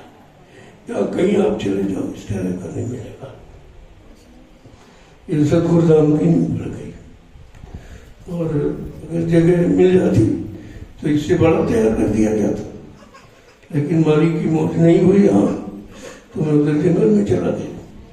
वहाँ आदमी अपने पास पर्याप्त है, समय के अनुसार देखा जाएगा भाई कैसी इमारत बनाई जाए जो विश्व में कहीं ना हो। उस इमारत का। जैसे कहा गया कि मथुरा का जो मंदिर है वो विश्व में कहीं नहीं। तो मंदिर का मतलब लाभ देने वाला कोई नहीं, किसी मंदिर से कोई लाभ नहीं मिलता। वो दान दक्षिणा रुपया पैसा मिल जाएगा, लेकिन परमार्थी लाभ उसी मंदिर से है जो मथुरा में जिसका निर्माण का ये विश्व की प्रथम इमारत है, पहली इमारत है जहां से ऐलान किया गया कि मंदिर का जीता जागता देवता बरकत बांट रहा। नहीं लोग समझ पाए, वो जीता जागता देवता बरकत, उस समय जीता जागता कौन था भाई जो बरकत देता था? वो कोई पत्थर का थोड़ी था। अब इस बात को लोग समझ नहीं पाए और प्रचार कर दिया कि थी बरकत बांटने वाला मर गया, अब मथुरा में बरकत कौन देगा? अब मथुरा का जाने बेकार है। अब भाई बरकत नहीं कोई देगा, लाभ नहीं देगा, जाने का मतलब क्या? मंदिर तो हिंदुस्तान में हजारों करोड़ों बने, लेकिन नहीं उसका लाभ था। और ये कहा गया था तुम प्रचार करो, सबको बताओ कि मथुरा में जीता जागता देवता बरकत बांट रहा, चलो तुम लूट लो भी समय है। लेकिन उसको प्रेमी नहीं समझ पाए, तो तुम दुनिया वालों को क्या समझाओ? वो जीता जागता कौन था जो बांट रहा था, जिसको आपने कह दिया मर गया चला गया तो बरकत खत्म हो गया। बरकत तुम्हारा कौन बांट रहा? अब तुम और क्या कहने चाहते हो? तुम्हारे जाने का मतलब ही क्या? तुम मंदिर नहीं जाते थे, तुम अपने गुरु से बरकत लेने जाते थे। और जब इन लोगों ने प्रचार कर दिया कि गुरु मर गया है ही नहीं, तो बरकत देगा कौन सबको? जो गुरु का नहीं वो तुम्हारा हो जाएगा। जिसने गुरु की महिमा नहीं जानी, ऐसे अनामी महाप्रभु के लिए मर गया, वो मरने वाला। जब उन्होंने कहा था बच्चा मैं अजर अमर देश से आया जहाँ कोई कभी मरता ही नहीं है, अपनी इच्छा से आता जाता, अपनी इच्छा से आता जाता, ये मृत्यु के हवाले नहीं होता। लेकिन बात समझ में आवे तुम्हारे तब तो। कहा था मैं अजर अमर देश से आया हूँ और अपनी जीवात्मा को जगाने के लिए आया, और जब तक मेरा एक जीव यहाँ रहेगा मैं बराबर मौजूद रहूंगा। और जिनको मैंने जगाया, अपने जगाए सारे जीवों की जीवात्मा को चुप तक घर नहीं पहुंचा लूंगा, तब तक मैं मानव शरीर को छोड़ के जाने वाला नहीं हूँ। सत्संगी इनको सत्संगी मानोगे जो गुरु की महिमा नहीं जानते, अपने गुरु की बदनामी कह रहे, अपने गुरु को झूठ बोलने वाले कह रहे। अजय अमर अविनाशी कहते मर गया। ये कितने दुष्ट प्रकृति के हैं जो अपने गुरु की बदनामी करते हैं। तो कहते हैं गुरु भक्त हैं, हम आदेश का पालन करते, हमको आदेश हो गया, हम उत्तराधिकारी हो गए, हम ये हो गए वो हो गए। ये आदेश किसने दिया? ये तो आदेश उन्होंने कभी दिया ही नहीं। वो जीवात्मा का कल्याण करने आए कि यहाँ फंसाने आए, उत्तराधिकारी बनाने आए, ये भी नहीं समझ पाए। किसी कोई बात सच्ची किसी की समझ में नहीं आई और बेचारे भ्रमित हो गए। मैं 12 बरस से लगातार उसी सच्चाई की जानकारी दे रहा हूँ, लेकिन वो भी बात तभी फिर भी नहीं आ रही। तो जब आपको दोबारा मौका दिया गया और नहीं समझो तो फिर वही सजा पाने के अधिकारी आप, तुमको बचाने के लिए दोबारा अवसर दिया गया। चलो एक बार भूल गए, भ्रमित हो गए, तो फिर से याद कर लो कि क्या क्या हमने कहा और कौन कौन से वादे पूरे करने की हमने बात की। मैं कैसे कैसे परिवर्तन करूंगा, कैसे जीवात्मा को जगा के घर पहुंचाऊंगा। एक बार फिर आपको मौका मिला और सारे हिंदुस्तान में फिर दोहरा रहा। अभी 11 तारीख को जाऊंगा तो ये संदेश दूंगा, वहां भी जगाने का संदेश और कुछ नहीं। इधर उधर की बातें नहीं करता हूँ, केवल अपने मालिक की जानकारी देने की बात। जो तुम भूल गए हो, भ्रमित हो गए हो, तुम्हारा भूल भ्रम दूर करने के लिए ये फिर से एक अवसर वचनों की जानकारी आपको दी जाए। सत्संग वचन जय गुरुदेव।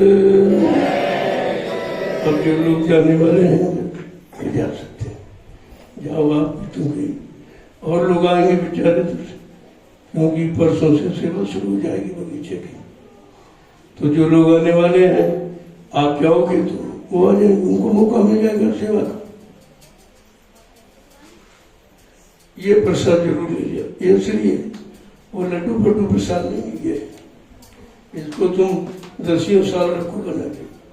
लड्डू तो 8 दिन में खराब हो जाएगा, तो अच्छे बच्चों के लिए दे दिया जाता है। असली है।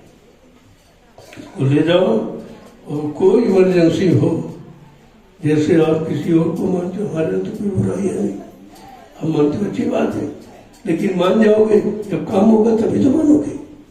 तो काम अगर जिनसे हो जाए तो मान लेना। तो तुम कोई मुसीबत आपत्ति आ जाए तो पहले जिनको मानते हो उनको याद कर लो। कोई राम है, कोई कृष्ण, कोई हनुमान, कोई शंकर है, कोई देवी, कोई देवता। आप तो देखा तो आपने किसी को नहीं, तुम्हारी मानता तो झूठी है। बिना देखे तुम किसी को मानोगे, बिना देखे रिश्ता बनाओगे, तुमने भगवान का रिश्ता बना दिया बगैर देखेगा। तो अज्ञानता तो है, लेकिन फिर भी महापुरुष कहते हैं अरे भाई जिनको तुम मानते हो मानो, मना नहीं करता हूँ। और कोई मुसीबत आपत्ति पर तुम्हारी कोई मदद जब न करे, वो भी इनकार कर दें कि हमारे बस का नहीं है, तो कहा बच्चा जय गुरुदेव हमसे कम ले लेना, ये तुम्हारा कम कर देगा और इसमें आपका कुछ खर्चा नहीं लगेगा, ना कोई दान, न दक्षिणा, न अगरबत्ती, फूल भूल, ये कुछ नहीं। आपको कुछ खर्च नहीं करना, वो सर्वोपरि नाम है और सर्वशक्ति से भरा हुआ, उसको तुम्हें देने की जरूरत नहीं है, वो तुमको देने आया। सच्चाई तो ये है, तो आपकी समझ में आ जाएगा। लेकिन बात यह है कि आपको शाकाहारी रहना पड़ेगा। केवल एक शर्त है कि आप शाकाहारी रहें, ये नाम हर वक्त काम करेंगे। कोई मुसीबत आपत्ति, उसके लिए एक आधार बना दिया इलायची दाना का। अरे भाई मिट्टी उठा दे दे, रख दे दे, कुछ भी दे दे, तब आप मानोगे आपको दिया। वैसे वो कह दें वही बहुत है, लेकिन उस पर आप इतनी जल्दी विश्वास नहीं करोगे। तो कहा ये इलायची दाना ले जाओ, और जो बात वही कहते हैं। अगर ऐसे कह दें कि आपत्ति पे जय गुरुदेव नाम लेना तुम्हारा काम हो जाए, तो कहते हैं भाई जय गुरुदेव ये भी कोई भजन है, ये भी कोई पूजा है, तुम उसी को नहीं मानोगे। तो कहते हैं अच्छा ऐसा करना कि इलायची दाना लो और 10 बार जय गुरुदेव नाम। बात तो वही होगी, इलायची दाना काम थोड़ी करेगा, नाम ही काम करेगा। लेकिन इलायची दाना एक आधार बन गया कि भाई इलायची दाना खाएंगे, 10 बार नाम लेंगे तो नाम ही तो काम करेगा। तो असल में जीव इतना भ्रमित है, उसके भ्रम को दूर करने के लिए, जैसे आप पे कोई कांटा लग गया, अब कांटा कांटे से ही तो निकलेगा, ऐसे तो निकलेगा नहीं। और कांटा छोटा लगा और बड़ा कांटा लो तब वो निकलेगा। अब तुमको एक छोटा लगा जितना दर्द हो रहा, ये बड़ा कांटा और लगा तो दर्द और बढ़ेगा, कल दर्द नहीं बढ़ेगा। ये बड़ा कांटा छोटे कांटों को निकाल कर बाहर कर देगा, हमेशा के लिए दर्द खत्म कर दिया जाएगा। बात तो इसलिए जय गुरुदेव। अब आपके लिए जो बगीचे की सेवा नई प्रेमी है वो अपना लेके आए हैं, या आपके पास हो तो दे दो कि, क्योंकि कल उसका मुहूर्त है, कल वो खर्च हो जाएगी। लेकिन जो लोग बाद में देंगे, कोई बगीचे में बहुत काम है, वॉन्ट्री कुछ है, कोई अमर समर बनाना होगा, कोई प्रेमी रहेंगे 10-5 लोग, उनके लिए रहने की आवास बनाना, तो खर्चा तो बहुत है, और वहाँ भंडारा भी चलेगा। तो इस तरीके से बाद में जो सेवा देगी बाद में लग जाएगी, जो अभी दे रहे हैं उनकी अभी लग जाएगी, जो पहले आपने दी हमको वो भी मैंने संभाल के रखी, उससे तो होगा। अभी तरह कहाँ आया जो जमीन खरीदी है, अभी तो शुरुआत आपने की है, जो पहले आपने दी है वो आपका जमा, एक एक पाई तुम्हारी मैंने बहुत सुरक्षित रखी और वो समिति के खाते में जमा। वो किसी आदमी पास नहीं कि कोई चोरी कर ले, कोई ठग ले, वो समिति खाते में है, वो सरकार की जानकारी में कि इससे समिति के खाते में इतना पैसा, तो पहले से उससे काम आपका हो जाएगा। फिर धीरे धीरे बाद में दोगे तो फिर वहां जमा कर दिया जाए, फिर आगे कोई जमीन लेनी, फिर उससे यह सिस्टम बना दिया गया। लेकिन एक एक पाई तुम्हारी जमीन में ही लगी। जमीन कम बहुत भी है, अगर 45 करोड़ का परिवार सब आ जाएगा तो काम बैठेगा। अभी इतनी जमीन 3 वर्ष मिला के भी नहीं है कि 45 करोड़ लोगों को तुम 1 करोड़ को नहीं बैठा पाओगे। तो जब परिवार बढ़ता है तो घर मकान 1 से 2 बनाने पड़ते, 3 बनाने पड़ते। इसी तरह आश्रम का निर्माण किया गया है। आश्रम तो एक ही है, लेकिन प्रेमी ज्यादा होने के कारण जगह जगह उनको बनाना पड़ रहा है। आगे इन्हीं आश्रमों से काम होना है, ये तो लोगों को पता नहीं है। ये भविष्यवाणी महापुरुषों की उनको मालूम नहीं आखिरकार ये आश्रम क्यों बनाए जा रहे हैं। जय गुरुदेव। देखो, मथुरा में कभी नहीं कहा गया था कि यहां से सतयुग का अंकुरण होगा। ये बात कभी नहीं कही, किसी भी सत्संग में आपने नहीं सुनी। लेकिन नैमिषारण्य में 1997 में जब गुरुपूर्णिमा का कार्यक्रम हुआ तब ये कहा गया था 50-88 ऋषियों की तपोभूमि, यहीं से सतयुग के अंकुरण निकलेंगे, इसलिए जमीन दी जाए। अब बेचारे भूल गए, उन्हें नहीं मालूम। कहते मथुरा में आश्रम था, नैमिषारण्य बनाने की क्या जरूरत थी, तुमको वचन ही नहीं याद है। वो तो आदेश का पालन किया जा रहा कि जब सतयुग का अंकुरण होगा तो इसका मतलब अंकुरण कोई आसमान में तो नहीं होगा, जमीन में होगा। अंकुरण माने सतयुग आएगा, अंकुरण माने सतयुग धीरे धीरे बढ़ेगा। पौधे की तरह पहले अंकुरण होता, फिर पौधा आगे बढ़ता, फिर वो छाया और फल देने के लायक हो जाता, तब लोग सब उससे प्रेम करते। तो इस तरीके से बात समझोगे नहीं तो फिर उलझ जाओगे, अगर उलझ गए तो फिर सब जन बड़ी मुश्किल होती, सब उलझे ही पड़े। किसी को नहीं पता है कि नैमिषारण्य तो चुनाव किया गया कि यहीं से सतयुग का अंकुरण होगा और कहीं से नहीं। पूरे विश्व में ऐसी भूमि कहीं नहीं जहां पर 88,000 ऋषियों ने मिलकर तपस्या की, ऐसी कहीं जमीन नहीं। इसलिए जमीन का चुनाव किया गया है कि इस पर गोस्वामी महाराज ने लिख भी दिया कि भाई रामचरित मानस को पढ़ लेना कि नैमिषारण्य की विशेषता क्या। तीर्थ वर नैमिष विख्याता, अति पुनीत साधक शब्दा था। ये तीर्थों का महातीर्थ, यहाँ तीर्थों का राजा है नैमिषारण्य, और पावन पुनीत पवित्र है। और यहाँ 88,000 ऋषियों ने तपस्या करके इस भूमि को पवित्र बनाया है। इस पवित्र भूमि पर किसको लाभ मिलेगा? कहते जब किसी संत के साधक होंगे और नाम की साधना करेंगे उनको लाभ मिलेगा। ये अंडा पंडा पुजारियों के लिए लाभ थोड़ी लिखा, तमाम गांव बस गए, तमाम शहर बस गए, लेकिन जो लाभ रामचरितमानस लिखा वो तो किसी ने नहीं पाया। वो मौका अब प्रेमियों को मिलने जा रहा, इसलिए मैंने भाई कहा भी सबको आना पड़ेगा। जब लाभ लिखा है तो सबको लाभ लेना पड़ेगा, और कहीं लाभ है नहीं तो तुमको तो आना ही पड़ेगा अगर लाभ चाहिए। तो इसमें कौन सी गलत बात कह दी? अरे भाई जब लिखा है कि लाभ मिलेगा तो आपको आना बगैर आए तो लाभ आपको मिलेगा नहीं। और वह किसी भूल बस फिर शर्म बस आप नहीं आ रहे, मुझे मालूम ऐसा नहीं है। अब बेचारों की इतनी शर्म लगती है कि आए तो यहाँ कैसे, लेकिन यहाँ ऐसा कुछ नहीं है। अरे जब से जागा तब से भागा, और जब से जाना तब से माना। अरे जा गए तो भग के आ जाओ, और जान गए तो आ जाओ भाई, अपना काम कर लो, हमारा क्या नुकसान करोगे? अब नहीं आओगे तो तुम अपना नुकसान करोगे। जय गुरुदेव। अब आप लोग जो लोग जाना चाहते हो तो प्रसाद लेके जाएंगे। कोई सेवा विवा की इच्छा है तो कर, वो सेवा आपकी लग जाए, खर्च हो जाए तो अच्छी बात है, समझ से। और इसके बाद जो लोग रहेंगे अपनी सेवा करेंगे हम, क्योंकि रोज आ रहे हैं लोग, रोज जा रहे हैं, रोज आ रहे हैं, रोज जा रहे हैं, तो सेवा का तो सिलसिला बना रहेगा। अब धीरे धीरे आगे और सेवा जब मुझे मिलेगी फिर सेवा बढ़ जाएगी, आप तो उसमें सेवा चलेगी। अभी तो 10 तारीख तो चलेगी जब तक मैं यहाँ रहूँगा। इसके बाद जाऊँगा तो तभी लोग करते रहेंगे जो रहेंगे, उनको बता दिया जाए भाई आप करिए, सेवा थोड़ी बंद होगी। भाई वहाँ जाने पर तो कोई सेवा मिलेगी नहीं। अगर मैं कह दूँ वहाँ न जाओ तो आपको थोड़ा बुरा लगेगा कि कार्यक्रम के लिए रोकते हैं, लेकिन वहाँ कोई सेवा नहीं है।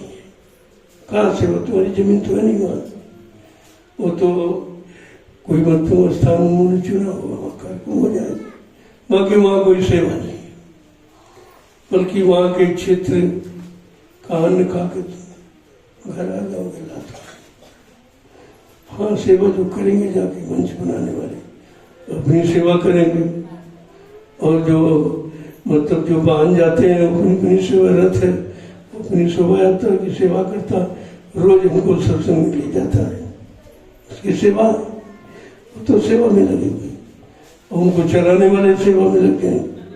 लेकिन बाकी ज्यादातर अपने आश्रम में रहो, आश्रम को खाली मत करो, अरे लाभ तुमको यहीं मिल जाएगा वो वाला।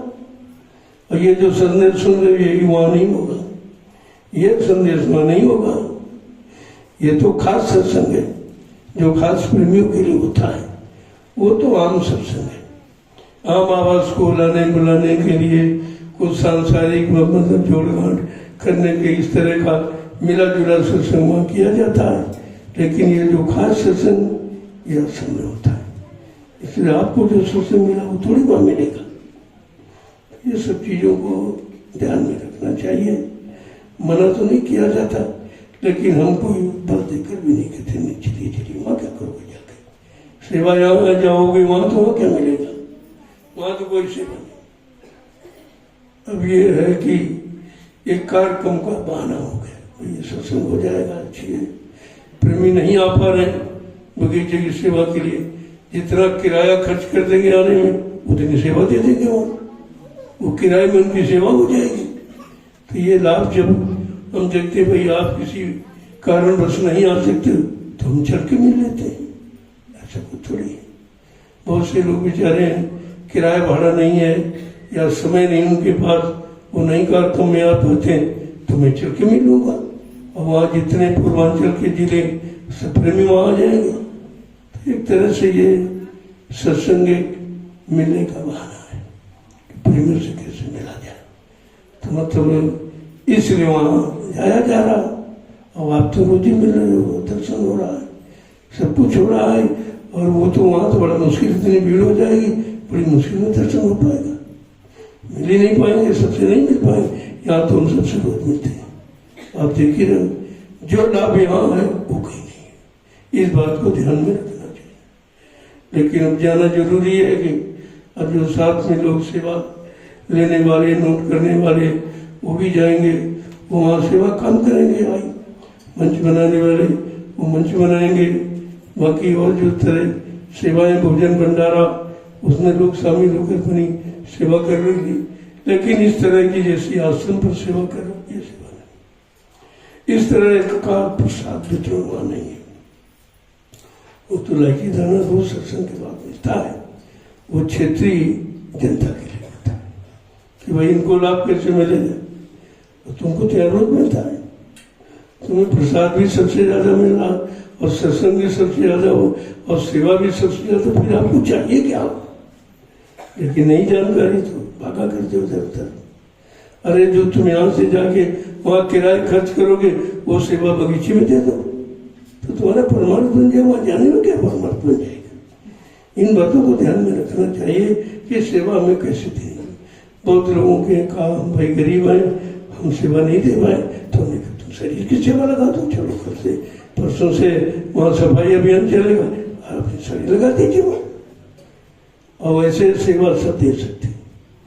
तो हमने बताया तरीका, भाई रोटी तो खाते ही हो ना, तो जितना आटा तुम्हारे यहाँ रोज गूंदा जाता घर में, उससे से एक चुटकी आटा से निकाल के मिट्टी की हांडी में डाल दो, थोड़ी दाल ऐसी चम्मच में निकाली मिट्टी में हांडी में डाल दी, थोड़ा चावल निकाला ऐसे चावल थोड़ा, इतना तो तुम फैला देते हो आटा आटा बनाने में रोटी, उतना तुमको निकालना।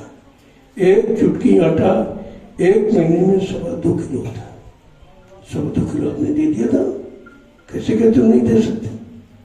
और 2.25 किलो गेहूं कितने हुआ, सेवा तुम्हारी नहीं छूट गई। देने वाले के लिए कोई बहाना नहीं है, बहाना वो करते जिनको देना नहीं।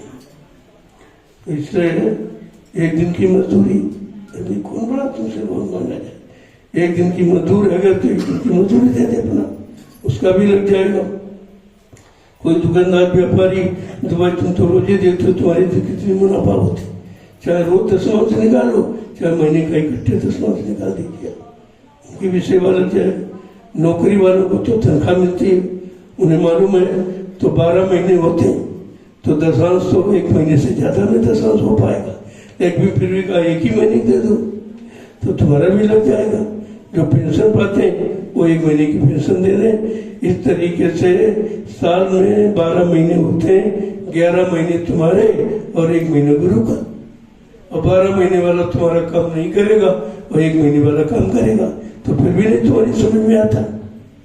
तो फिर जिनकी नहीं समझ में आता तो परमार्थी खारिज हो जाएंगे, अपना नुकसान करोगे, हमारा क्या करोगे? क्योंकि हम कुछ मांगते नहीं जो हमारा नुकसान आप करेंगे। हम तो मांगते कुछ ना, हमको कुछ चाहिए, नुकसान आप अपना करोगे, अपने परमार्थ का नुकसान करो। इसलिए कि जो नहीं देते हैं इसका मतलब उनकी किस्मत में नहीं है, उनका भाग्य नहीं साथ दे रहा, होते हुए भी नहीं कर पा रहे, और दोबारा इनको धन मिलेगा नहीं, एकदम कंगाल। दोबारा जब पैदा हो एकदम कंगाल हो गए, क्योंकि धर्म कटे धन ना कटे।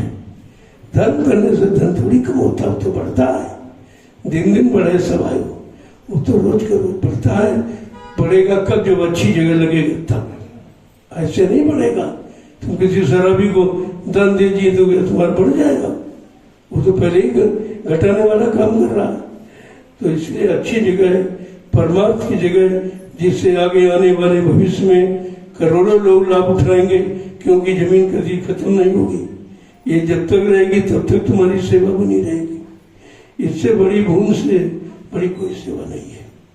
इसलिए सबसे कहा भाई सब लोग अपना मन लगाओ, और तुम्हारे घर में जितने बच्चे हैं उनको जोड़ लो, उनको, उनका भी तो परमार्थ चाहिए, उनको भी लाभ चाहिए, तो उतना तुम दे नहीं पाओगे। फिर सब जोड़ के बता दिया जाए तो कहा चलो कुछ न कुछ करते रहो।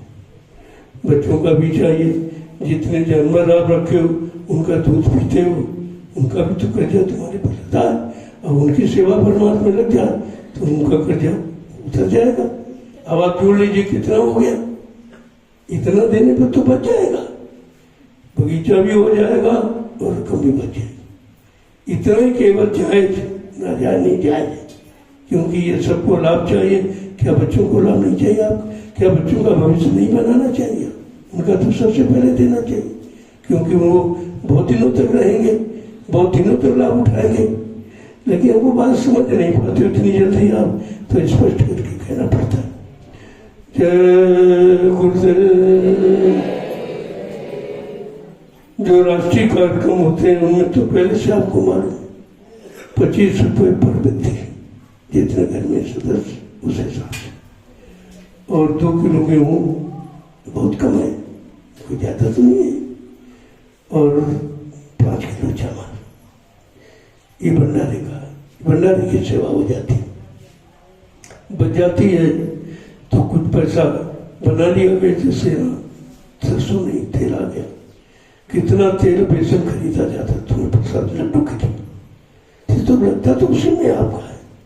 ऐसा नहीं कोई इधर उधर नहीं होता, वो सब तुम्हारे ऊपर खर्च कर दिया जाता है, चाहे जमीन के रूप में हो, चाहे आवास के रूप में हो, चाहे प्रसाद के रूप में हो, चाहे भोजन भंडारे के रूप में हो, वो आप पर ही, आपका धन आप पर ही खर्च होता है, इधर उधर नहीं किया जाए। अब ये आपको जानकारी रखनी चाहिए। जय गुरुदेव। अब जो जाने वाले हैं वो जा सकते हैं, लेकिन जाए यहाँ से बैठे नहीं, लोगों को जानकारी दें, ताकि सबका इस परमार्थी सेवा में सबका लग जाए, गरीब का, अमीर का, सबका।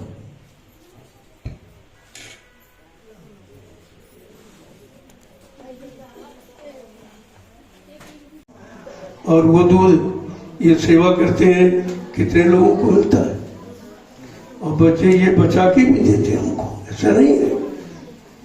कोई गौ सेवा करने वाले गौशाला के लोग बचा के सेवा देते, वो सेवा जहाँ ये नहीं कर पाते वहाँ लगा देते हैं, तो इनकी भी सेवा सब जगह हो जाती। करते तो गौशाला में, इनको नहीं मालूम, ये सोचते हो कि हम गौशाला में रहते हो। अरे भाई गौशाला में रहते हो और गौशाला से जो दूध से बचा के देते हो वो तो हम तुम्हारा सेवा में लगा देते। क्या इसमें वृक्ष, ये जो बगीचा ले रहा है इसमें नहीं लगाया जा रहा? क्या जमीन जितनी ली गई क्या उसमें आपकी सेवा नहीं लगाई गई? क्या भंडारों में, यानी जो चीज खरीदी जाती है प्रसाद में लिए, और जो तेल और बेसन खरीद के लड्डू बनाया जाता, क्या वो तुम्हारा उसमें सेवा नहीं लगती? तुम ऐसा मत सोचा करो कि तुम्हारी सेवा सब जगह लगती, और गौशाला की स्पेशल करती तुम, वो तो स्पेशल सेवा तुम्हारी, उसमें कोई करता नहीं है, तो तुम्हारी सेवा तो सबसे आगे है। लेकिन समझ नहीं पाते हो तो उलझ जाते हो।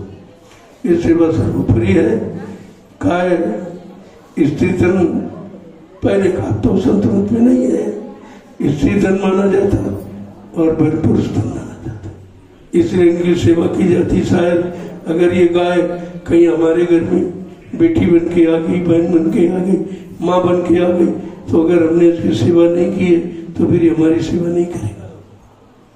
हमने जितना इसको भूखा प्यासा रखा वो तुमको रोटी नहीं देगी, वो भी भूखा प्यासा रखेगी। इसलिए इस बात का ध्यान रखना चाहिए। गौ सेवा सबसे महान है और आश्रमों में गौशाला अनिवार्य होता है। सबको गाय की सेवा मिले। और भाई जो लोग नहीं कर पाते वो अपना पैसा देते तो लोगों को, चलो गौ सेवा का निकाल दें और भंडारे का निकाल दें तो ये सेवा आपकी हो जाती है। ऐसे तो आप आओगे नहीं और सेवा से वंचित रह जाते। तो वो बहुत से प्रेमी ऐसे सब सेवाएं निकालते अलग अलग। का ये गौशाला की सेवा और ये भंडारे की सेवा हो गई और ये बिजली की, ये पानी की, क्योंकि हम लोग खर्च करते हैं और हमारे सबके लिए व्यवस्था की गई। और तुम ज्यादा खर्च करोगे जो तुम्हारे हाथ में रहते हो हम इसको उसमें लगा देंगे, नुकसान तुम्हारा ही होगा।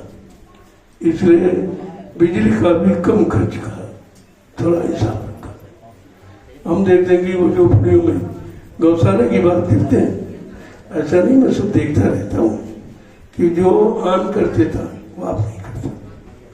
24 घंटे बल्ब चल रहा, 24 घंटे कोई है ही नहीं, 24 घंटे कूलर चल रहा, पंखा चल रहा, इसी का तो बिल गिर रहा 18-18 हजार रुपये अब बिल गिर रहा, तो कोई रहता नहीं है। तो ये तुम ना जाए जो खर्च करते भाई, ये तुम्हारा भोग बन जाएगा।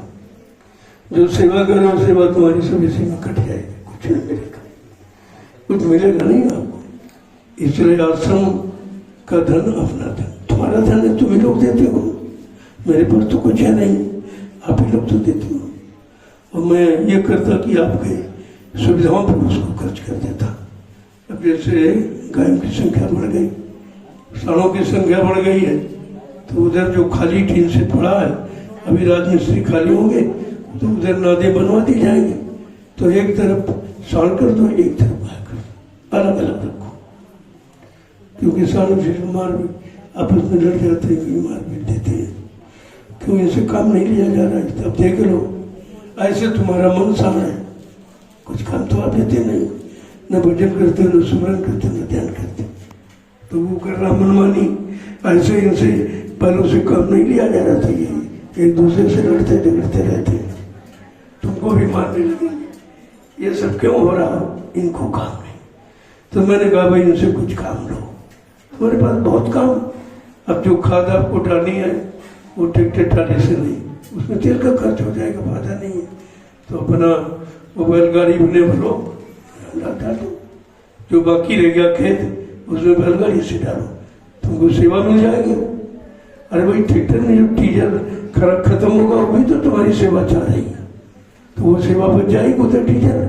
और कहीं जमीन में लेवल करने में ट्रैक्टर उसमें जुताई में काम करेगा, उसमें लग जाएगी। और ये सेवा अपनी आप कर लो तो थोड़ा बाकी रहेगा, वो खाद अपनी पहुंचा दो, इनसे कुछ ना कुछ काम लेते रहो। तो ये आरना मारना ये बंद कर देंगे, इनका स्वास्थ्य बढ़िया रहेगा, क्योंकि जब चले फिरेंगे तो मतलब यानी भोजन ढंग से पचेगा, तो स्वास्थ्य अच्छा रहेगा। जय गुरुदेव। तो यहाँ आए हो तो जब कोई सेवा न तो गौशाला में चला जाएगा, बेचारे रोज करते हैं, तुम 2-4 दिन कर लो, उनको भी आराम मिल जाए। ये सब ध्यान रखा करो, सब सेवाओं में सबका हिस्सा होना चाहिए। गौशाले में कोई जाते नहीं, जबकि सबसे बड़ी सेवा। तो जाकर उनसे कहो कि आप तो भाई रोज करते हो, साल भर करते हो, अब हम लोग आए 2-4 दिन हमको कर लेने दो, तो वो तुम्हें करने देंगे। लेकिन उनसे पूछ के करो, अब नहीं तुम्हें मालूम नहीं है कि कैसे क्या खिलाना, और तुम्हें ज्यादा डाल दिया इधर तो नुकसान करेगा उनको। तो इसलिए पूछ कर जो भोजन बचा करे जूठा, वो गाय को नहीं खिलाओगे, बैल शाम को डाल सकते गाय को। इस बात का गौशाला वाले ध्यान रखा। उनको खिलाना तो एक रोटी अलग से प्रसाद में दे दो गायों को, लेकिन अपना जूठा भोजन गाय को नहीं देना है। इधर बैल को सालों को दे दीजिए।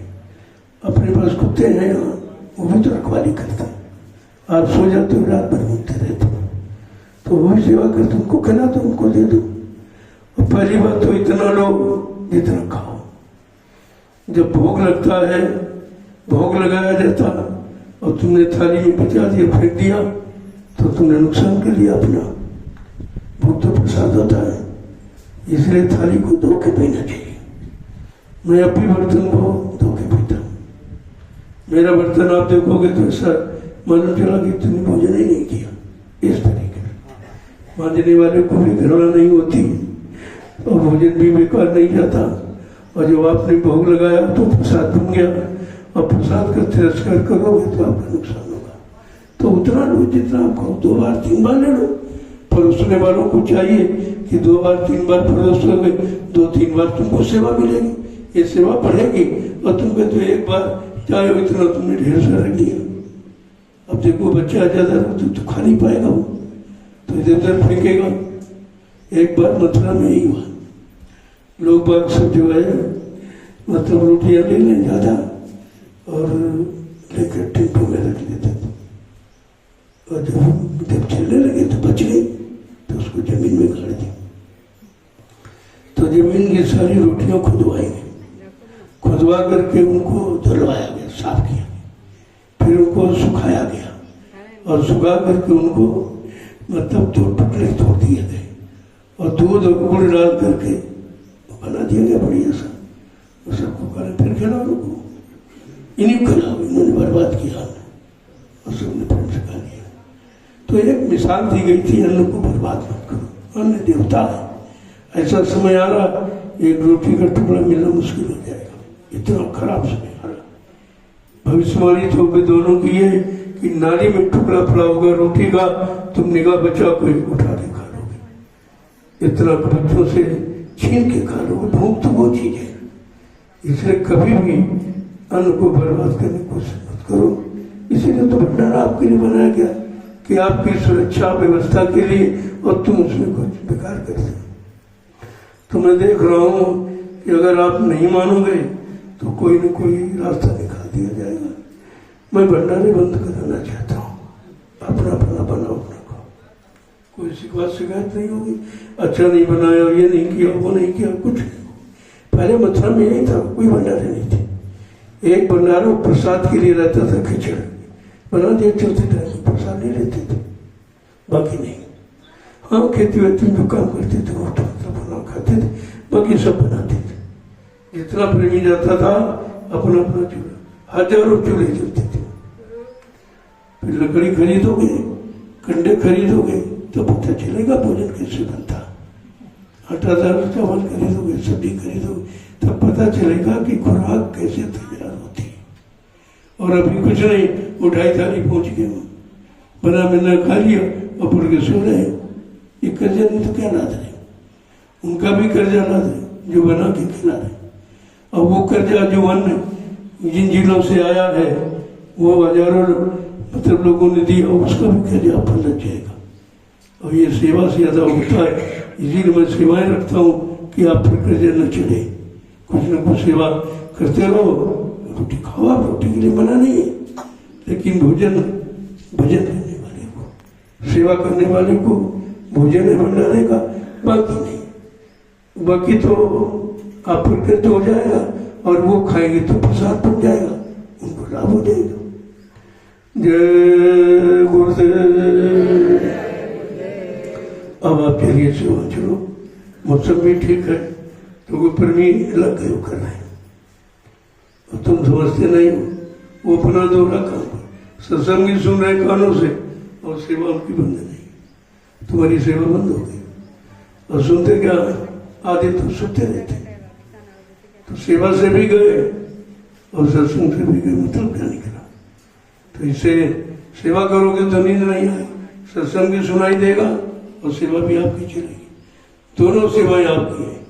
सत्संग सुन रहे हो, सेवा भी कर रहे हो। और अगर यहीं से बैठ करके सेवा सुनने लगे तो आधे तो सो ही जाते हैं, तो उससे तो कहाँ सोते।